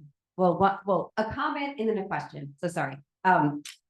Comment, another thing about resin printing, it is toxic to breathe in. So you have to deal with a whole lot of other complicated stuff. So yeah. We had a resin printer and I was very sick because our air, whatever thing wasn't good enough. And it was like, okay, that's not good. Okay. Yeah. Anyways, so, but another thing I was just wondering, when you, earlier we passed around the artifacts that was the conical shape. It felt very smooth. Was that sanded to get rid of those line bumpies from the filament? I think actually that got hand painted by the digital team after it got 3D printed. So that might account for some of the smoothness. Ah, so that filled in the bumpy bumps. Yeah. And you actually can sand things down. They probably didn't use sanding in that case because the inscriptions were so subtle to begin with. But absolutely, you can sand down 3D pieces. The newer generation of 3D printers tends to have a smaller layer height. So that can come into it in some ways. Another thing that you can do is make just your outer layer a lower and slower setting, and that helps. I think you're absolutely right about resin. I have noticed that a lot of art prints and jewelry and other really detailed things are made with resin printing. We just haven't really focused on that because we're focusing on what's easy to find. And like a lot of libraries and makerspaces do FDM. And it's also pretty approachable for home users. You know, if you're a blind person and you can't afford a $1,200 fuser or like a $1,500 braille embosser, you could swing a $300 entry-level bamboo 3D printer. And so it's a pretty approachable technology. I feel like resin, you got to set up your home, you got to worry about ventilation, you got to worry about measuring liquids. And of course, a blind person can do it, but it hasn't really saturated the market the way that FDM has. But I think you're onto something there. And if you have the resources to try it, or you can find a makerspace where resin casting is available, it's a great idea. Yeah, it's also easy to destroy it if you tilt it with resin inside. The resin liquid can spill in and get into all the electronics, and then your printer is rendered useless. Oh, we don't want I'm that. not speaking from experience. All right. Just kidding. That is good to know. Thank you for sharing. I did not know that about resin. Really glad I know now. If you want to mess with resin, but you don't want all of the horrors that we've just described, you can find local teachers and crafters who do hand building with resin. So I won't take up a lot of time with this, but since you asked, I just did my first resin casting workshop as a learner like a couple months ago in California with Marco. And you can either take a pre-existing object, they had pre-existing objects for us like dice and things, or you can make something out of clay or Sculpey or wood or whatever. And you can stick it in a bucket of silicone and then cut the silicone apart. And now you have a mold, right? And once you have a mold, you can pour resin into that mold and you can cure it with the same kind of UV light that they use to set a gel manicure. And it sounds pretty messy, and it is, but it doesn't have the same like toxicities. Like you want to wear a mask, that's all. So if you want to explore that without investing all the way in a printer, you can go back to low fidelity with that. And it's very precise feeling and fun and smooth. Another question. Yeah. With filament printers, does that work well for printing out dice? I found a print for a set of like Braille dice, from D4 to D20. Or what I meant is a 4-sided die, 6-sided, 8-sided, 10-sided, 12-sided, 20-sided die. If anyone's into Dungeons and Dragons, you need all of those. Anyways, but I was just wondering about with like weight and stuff like that. Is there an issue of like uniform weight? I with think 3D so. printing? I think so. So I think in theory, if you had a perfect print, it might be all right. I think that you are likely to get loaded dice if there's even any small 3D printing error. You might wind up with a weight issue. So I might favor some other approach for dice or anything else where the weight is super important. We could look at laser cutting. We could look at, well, not laser cutting. We could look at CNC.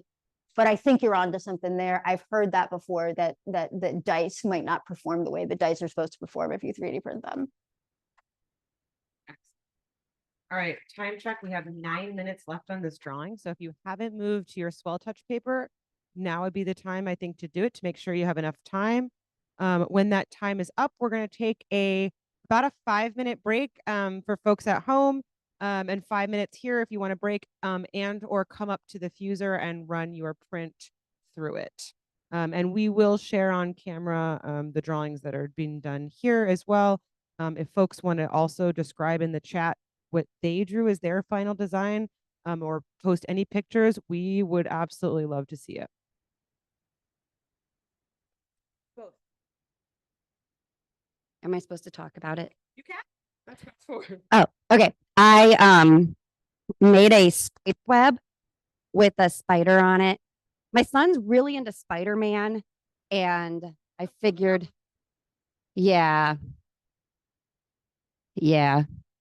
Okay. But yeah, I was looking at pictures, and it's like I did a bad job of the spacing. I messed up and should have whatever. But I was trying to get the pattern where at the center of the web, it's a spiral, and then there's usually a bigger space, and then around each is basically more like concentric as opposed to a spiral when I was looking at photos of it. So I wanted to communicate that, but I didn't do my extra gap space, but life goes on. Okay, thank you so much. All right. In the interest of time, we are gonna move on to maps and diagrams. While we do that, if you could pass your tactile graphics around. What's that? What's the term for that? Clockwise, right? That's the one. That's the one.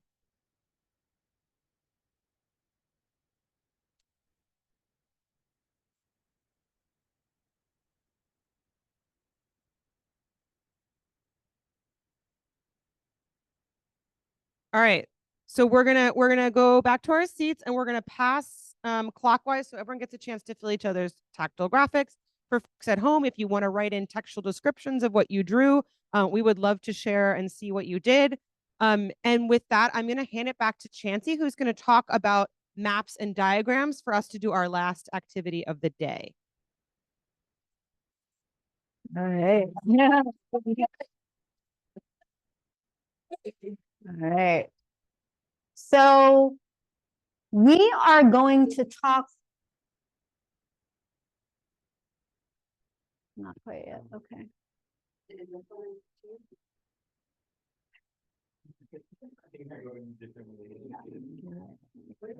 Clockwise or counterclockwise anymore. Where did the clock start? All right, we are going to do for our last exercise today, we're going to turn to looking at more informational types of graphics. So maps, diagrams, graphics, right? So earlier I passed around a couple of maps that were done by my interns. And I'm going to acquaint you with just 4 categories of thing that you need to think about and consider to make a tactile, legible map. And you're going to draw a map of some area. It could be an area that you know. If you want, it could be the layout of tables in this room and doorways. It could be a floor plan for your house. Whatever you like, you're going to have an opportunity to work on. Or we're going to be able to go online and grab an infographic. That's an option. I think that's the option that we have written down. So before we get into that, if I got everybody, the 4 types of object on a map that we need to think about. The first one is a point. So a point is an individual area. So for example, when I passed out Nathan's map of Madison Square Park, there was a point where we saw a north pointing indicator, that north pointing area. That shows up as a single point. There is a point on most tactile maps that might be a circular little indicator that says you are here. You might have a point that is where an information desk is. And I'm going to pass around just briefly 4 symbols that I made by coding them in SVG that are my interpretations of some tactile symbols that I think might be helpful as points. So from left to right, the first one is my elevator symbol. My elevator symbol is a top and bottom solid line, and then infill of 2 triangles kind of pointing to each other, like doors that might open or close. That's my elevator symbol. And it's about the size of my fingertip, maybe a little bit bigger. Remember that our points, our symbols, need to be a little bit bigger than they would be for visual. Next to that, I have a stair step. These stairs are, as you approach them, they're stairs that are going up, and you can feel that. Again, it's a simplified stair symbol and it's enlarged. Next up, I have my interpretation of the north pointing indicator, or an arrow, anytime you might need an arrow. And next, this is the one that was really challenging me because the symbol for this visually is so chaotic and like full of lines that I could not reuse it.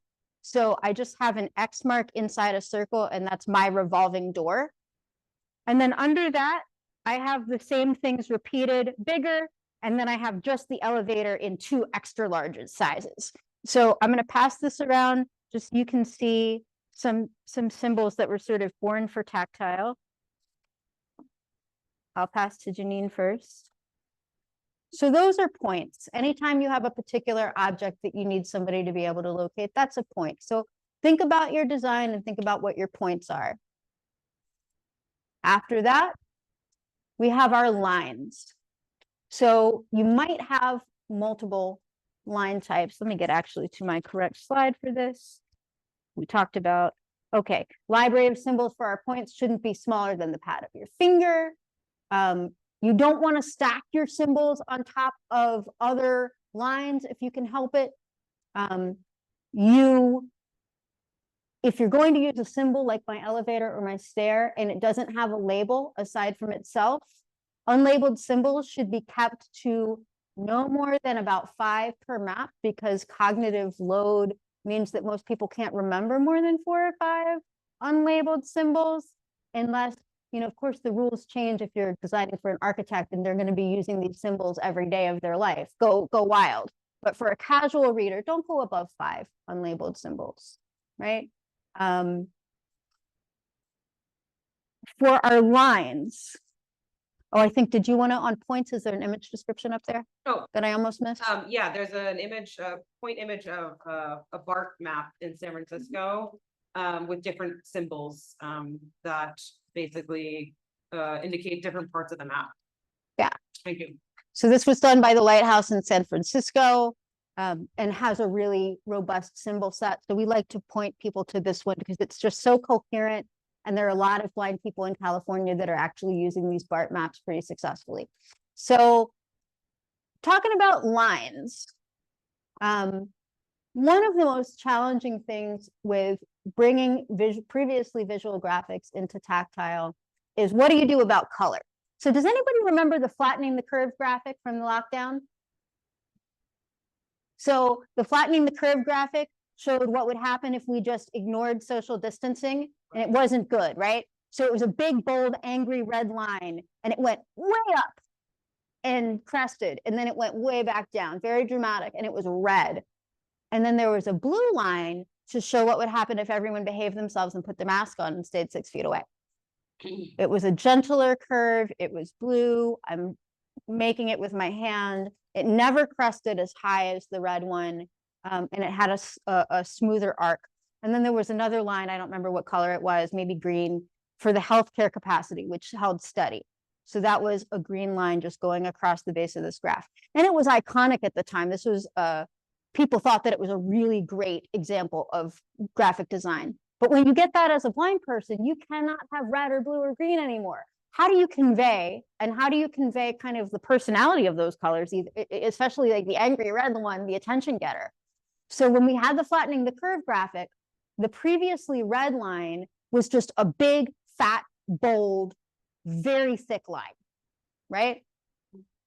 The blue one, for what would happen if we all did social distancing, was a more gentle dashed line. And then the green one for healthcare capacity was just every so often, dot, dot, dot, dot, dot, a gentle dotted line. There are lots of different line types that you can use. Again, don't go too crazy. Maybe 3 is a good amount if you need them.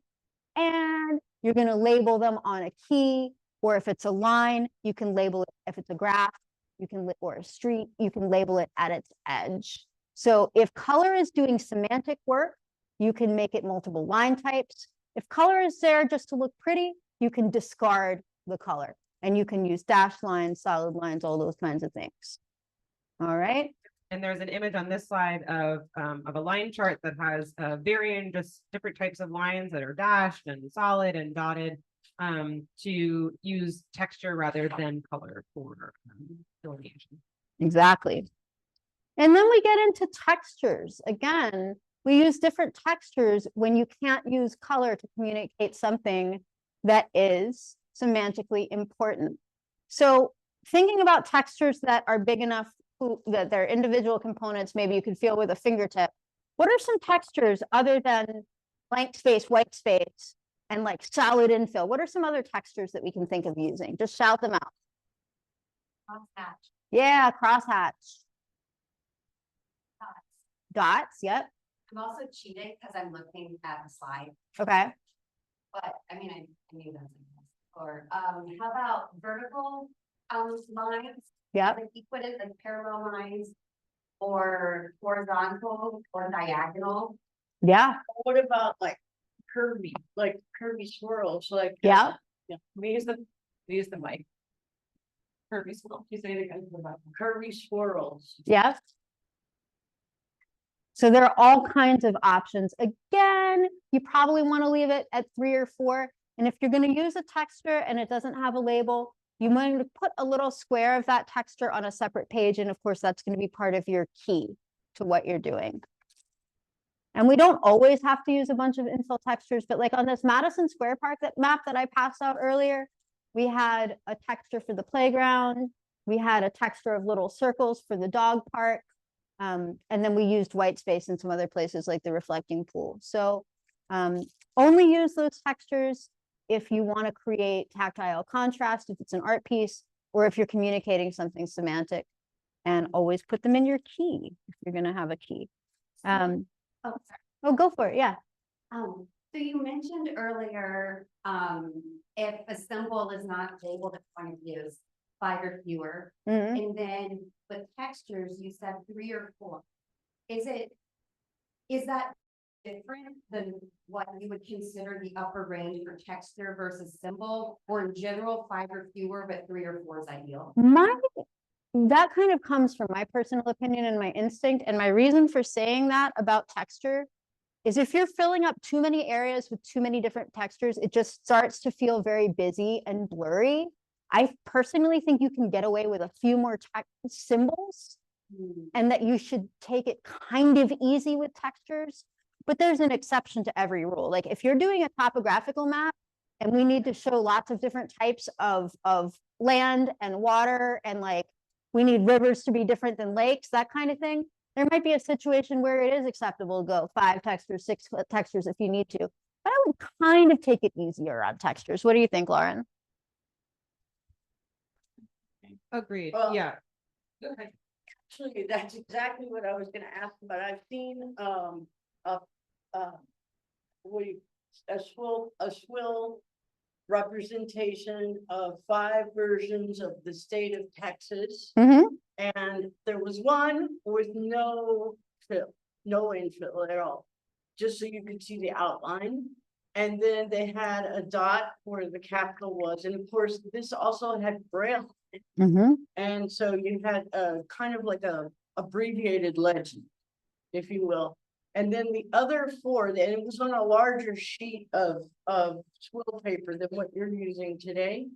And I don't know where they got this from. This was done at the Austin Community College here in Austin, Texas. And the other 4 versions of Texas had gradients of like raised for the topographical levels, like coastal plains was a lower gradient of texture. And as you go into the hill country, the gradient got gradually higher. But I mean, it was so fabulous. You could literally tell like where the Pecos Mountains were. That is so It cool. was amazing. Awesome. But you wouldn't have understood it, to be clear, without the legend. The Right. Braille legend was like absolutely key. And again, that is best case scenario. You're working with learners that have tactile graphics experience and they know what they're touching. To be real, do be prepared for a lot of learning loss in our community. We are making up for lost time. So sometimes it's going to look like you give someone a graphic and you also sit there and be the human narrative guiding them through a graphic, because that's what you would do with a kid or someone else who's new to maps and new to graphics, and even an adult learners that's going to show up.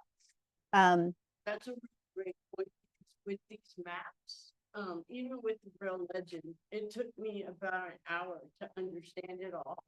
Yeah. And, you know, I'm not an expert in tech graphics. We didn't have them And- when I was younger. And, So and the thing is, sighted people, very few of them, I guess, worry about whether they're an expert with graphics because their eyeballs have been served so much content. So your comfort level, I would wager, has very little to do with any kind of an aptitude problem and a lot to do with the fact that you're being served content in the tens or dozens per year instead of thousands per day, and that has an impact. So yeah, Go ahead. What would you recommend for something like a pie chart where, I mean, I think it's always most helpful to, when you can, the label at point of use instead of a key if it works out. Like, you know, you can just put the label kind of on the In there. outside of each, you know, outside the pie. Mhm. Piece. But with wanting to limit textures, the main part I would say for a pie chart is just differentiating where one piece ends, the next piece begins. Do you think that doing something more simple, like almost every other pie piece, hollow, solid, is long, like with the label still kind of at point of use right outside, would that reduce cognitive load tactily? Or would that be confusing of what's the connection between these solid ones? Is there another relationship? So I wouldn't do an arbitrary um alternation. Unless you were going for an artifact, that would probably look really cool.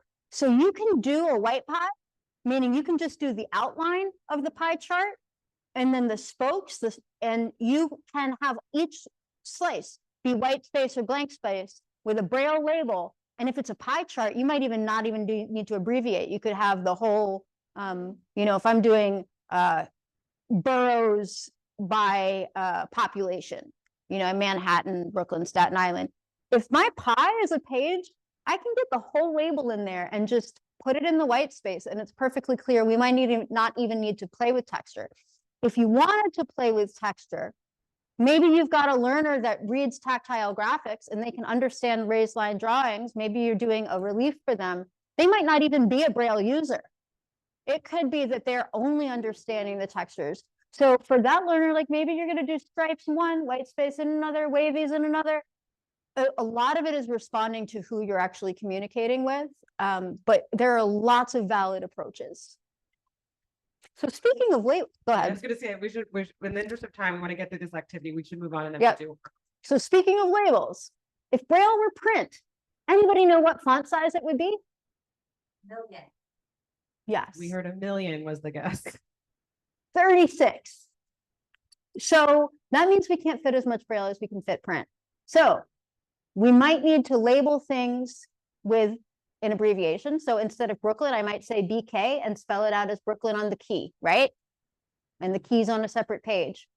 Sometimes also, even an abbreviated label isn't going to fit where I need it to go. Poor little Rhode Island and poor little Delaware don't have enough space on a US map to get 2 Braille letters. So we make a little dotted lead line extending from an edge over to a non-map area, and that's where the label gets to hang out. So sometimes you use a little lead line to connect a label to its subject. And without further ado, I think we have a graphics challenge. We do. And that is, Wait, before we do that, Yes? I wanna quickly do like 20-second new tactile graphics trends. do that first. Yeah. Cool, cool. All right. While I'm up here, new tactile graphics trends. I know that a lot of you guys work in digital and you're like, this is really cool, love art, but tomorrow I have to go back and get into some Zoom meetings about our new digital strategy. Tactile graphics are going digital. We have lagged behind the sighted world in doing so, but it is happening. The price of Braille embossers that can grab a digital file from online and help a blind person independently emboss it, the price is coming down. There's now one that's only $1,500. And I know that still sounds like a lot, but it was tens of thousands, right? I know it. But there are other approaches like cutting machines and 3D printers where we can get down to $300, right? And then what I have up here with me is a Monarch, which is a 10-line Braille display that also does low-resolution graphics. And I'm not going to get into the weeds on this. Please Google APH Monarch if you want to find out more about it. The bad news is that this is $15,000 right now. But the good news is it's available through federal quota funds through APH to K-12 students. Hello, McGraw-Hill. you're going to have the opportunity to start designing digitally for students who are going to be receiving graphics digitally right within their textbooks. And this might not work for really complex graphics, but it's going to be so great for geometry and science and diagrams and maps. So what I want to leave you with is these kind of artsy techniques that you're learning about today that feel very lo-fi. There actually is a future that we're heading straight for, where digital graphics are available in real time for blind and low vision students to explore on demand. And that is the future we can start designing for today. All right. You want to talk about the challenge? Yeah, sure. All right, let's move into our last challenge. I want to make sure we have time for a debrief. So we're going to actually do this quicker. We're going to do this for 10 minutes. And you don't have to finish it, but we want to just get some experience and hands-on experience with doing infographics. The task is to research an infographic online. Megan was saying, maybe something like a pie chart. For 10 minutes, I would keep it pretty simple, like a pie chart or bar chart, maybe a line graph, and draw the informational characteristics using the microcapsule paper. I'm going to pass out some more sheets for people at home. Please use your ballpoint pens and paper. But really, this is just about learning how to start to transcribe information and data onto paper. So I'm going to start the timer now. And then we're going to have 5 minutes at the end for like a roses, buds, and thorns debrief of the whole day. Okay. So start. I'm going to pass out paper now. All right. Amazing. For folks in the room, if you want to come up and feed it through the diffuser, please be my guest. While we do that, in the last 4 minutes, we're going to do what's called a roses, buds, and thorns exercise. Roses, buds, and thorns is just a way to quickly debrief. Roses are what went well for you. Buds are opportunities for your own practice, what you'll take away. And thorns are what were really hard for you. So please, in the chat, please share what went well, what didn't go so well, and what you will take away as an opportunity for your own practice. And I'm going to pass the mic around and let everybody share as well. Jane, can you start?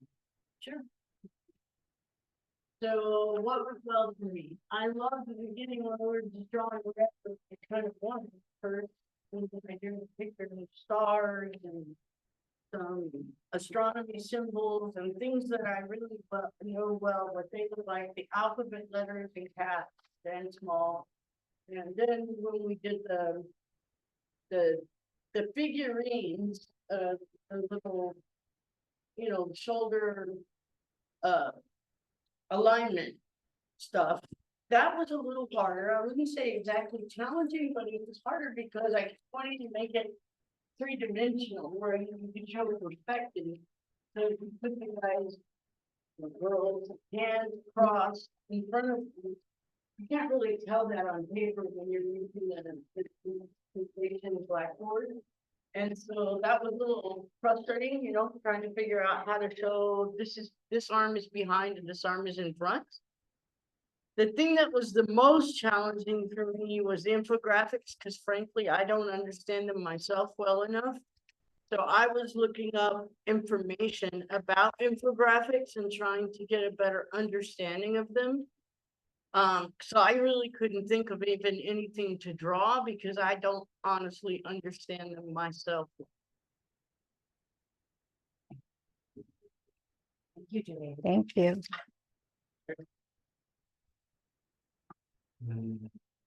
I think it was a really fun event for me. I really liked the first mannequin experience with the dogs and stuff. It was really interesting to just try to get the basic shape, and then after we finished all of them, I went through all the shapes I had done and tried to figure out what could this one look like in my memory. And it was interesting that I could recall some of them, but not all of them. But the ones that were actually I drew simpler were easier to recall than some of them that were more complicated. So I think that goes to show about how much complexity our brains can handle, and I want to, I think, just keep doing that with other my infographics and stuff. So, and great experience. Thanks. Thank you. Thank you so much. Jeff, you want to check?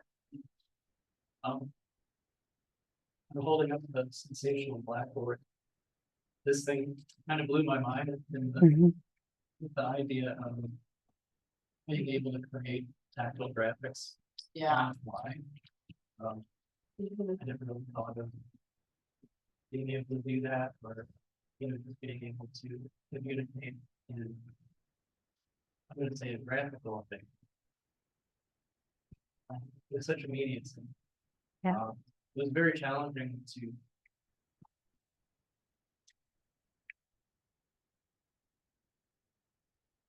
deal with the resolution that's required for the tactile graphics. I wouldn't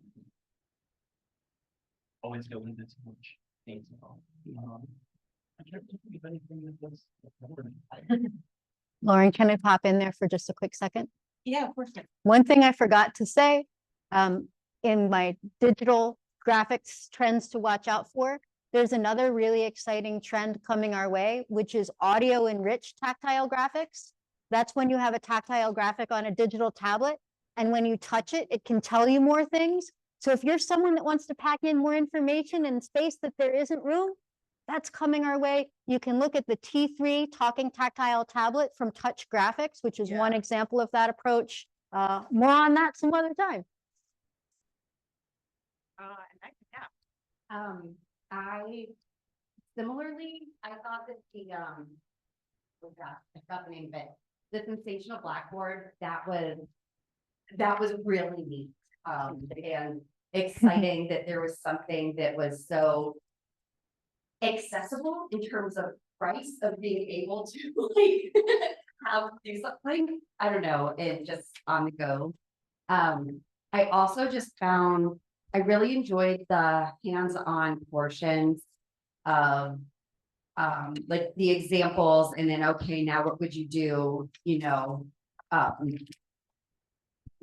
kind of like drawing this, and I appreciated the guidelines of like how much to limit texture or unlabeled like points. Like I found that, or that hollow is easier. I had fun like earlier just with using the sensational board, like trying to draw like a smiley face and frowny face. I was thinking almost if you were in class and you had a little piece of paper to pass to your friend to be like, or yeah, something. So, but in my first attempt doing it, the smile and frown were very, very convincing visually, but you couldn't tell tactily. And so then I had to like greatly simplify it so that my coworker at my table could actually identify which was a smiley face and frowny face. So it was just fun getting to play around with it.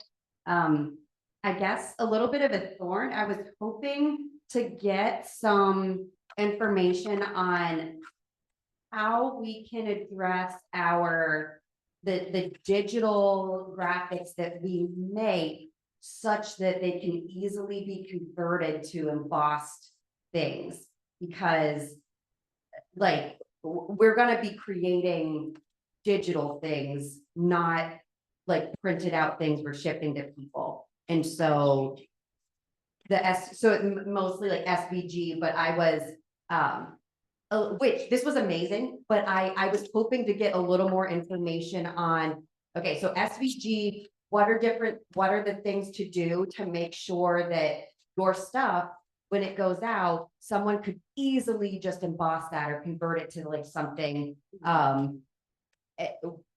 where it's not necessarily a Braille specific image, but just this is the graph in the textbook. This is the this in the textbook, or this is the whatever. What you're going to want to watch out for, and the reason we haven't covered it much is because the standards are emerging right now as the first generation of digital tactile graphic tablets is emerging, the Monarch and the Graffiti. And there is more of a community of practice now for people maybe getting an image in digital and printing their own. The American Printing House for the Blind is working on a standard called eBraille or EBRL that will help designers create graphics that are embedded in textual content that will scale and resolve appropriately to different kinds of devices. There is another project coming out of View Plus called Inclusio, which is barking up the same tree. You're not the only person who is wondering, and the community of practice is sort of getting together and starting to work on those challenges now. Those challenges are very young and we're all kind of still figuring it out. Thank you. I appreciate that so much. Thanks. This was wonderful. I feel bad about saying it's Thornton, but. No, no, that's good. we And need, you identified a really hard and important problem. So how would someone, I'm sorry, how would someone get involved in that if you were interested in becoming part of the community, working on those standards? You might read what APH is sending out. You might go to the APH twice annual meeting. I think they've got some online meetups. Of course, the consumer conventions are always a place to go. And I think there are also mailing lists that one can join to talk about this stuff now. Thank you so much. Thank for you. asking such good questions and being such good sports for 3 hours. Thank you so much. Golf claps. Amazing. Thanks everyone for Thank coming you. in person and online. Please keep in touch. Thanks for all your great questions and good feedback. We really appreciate it.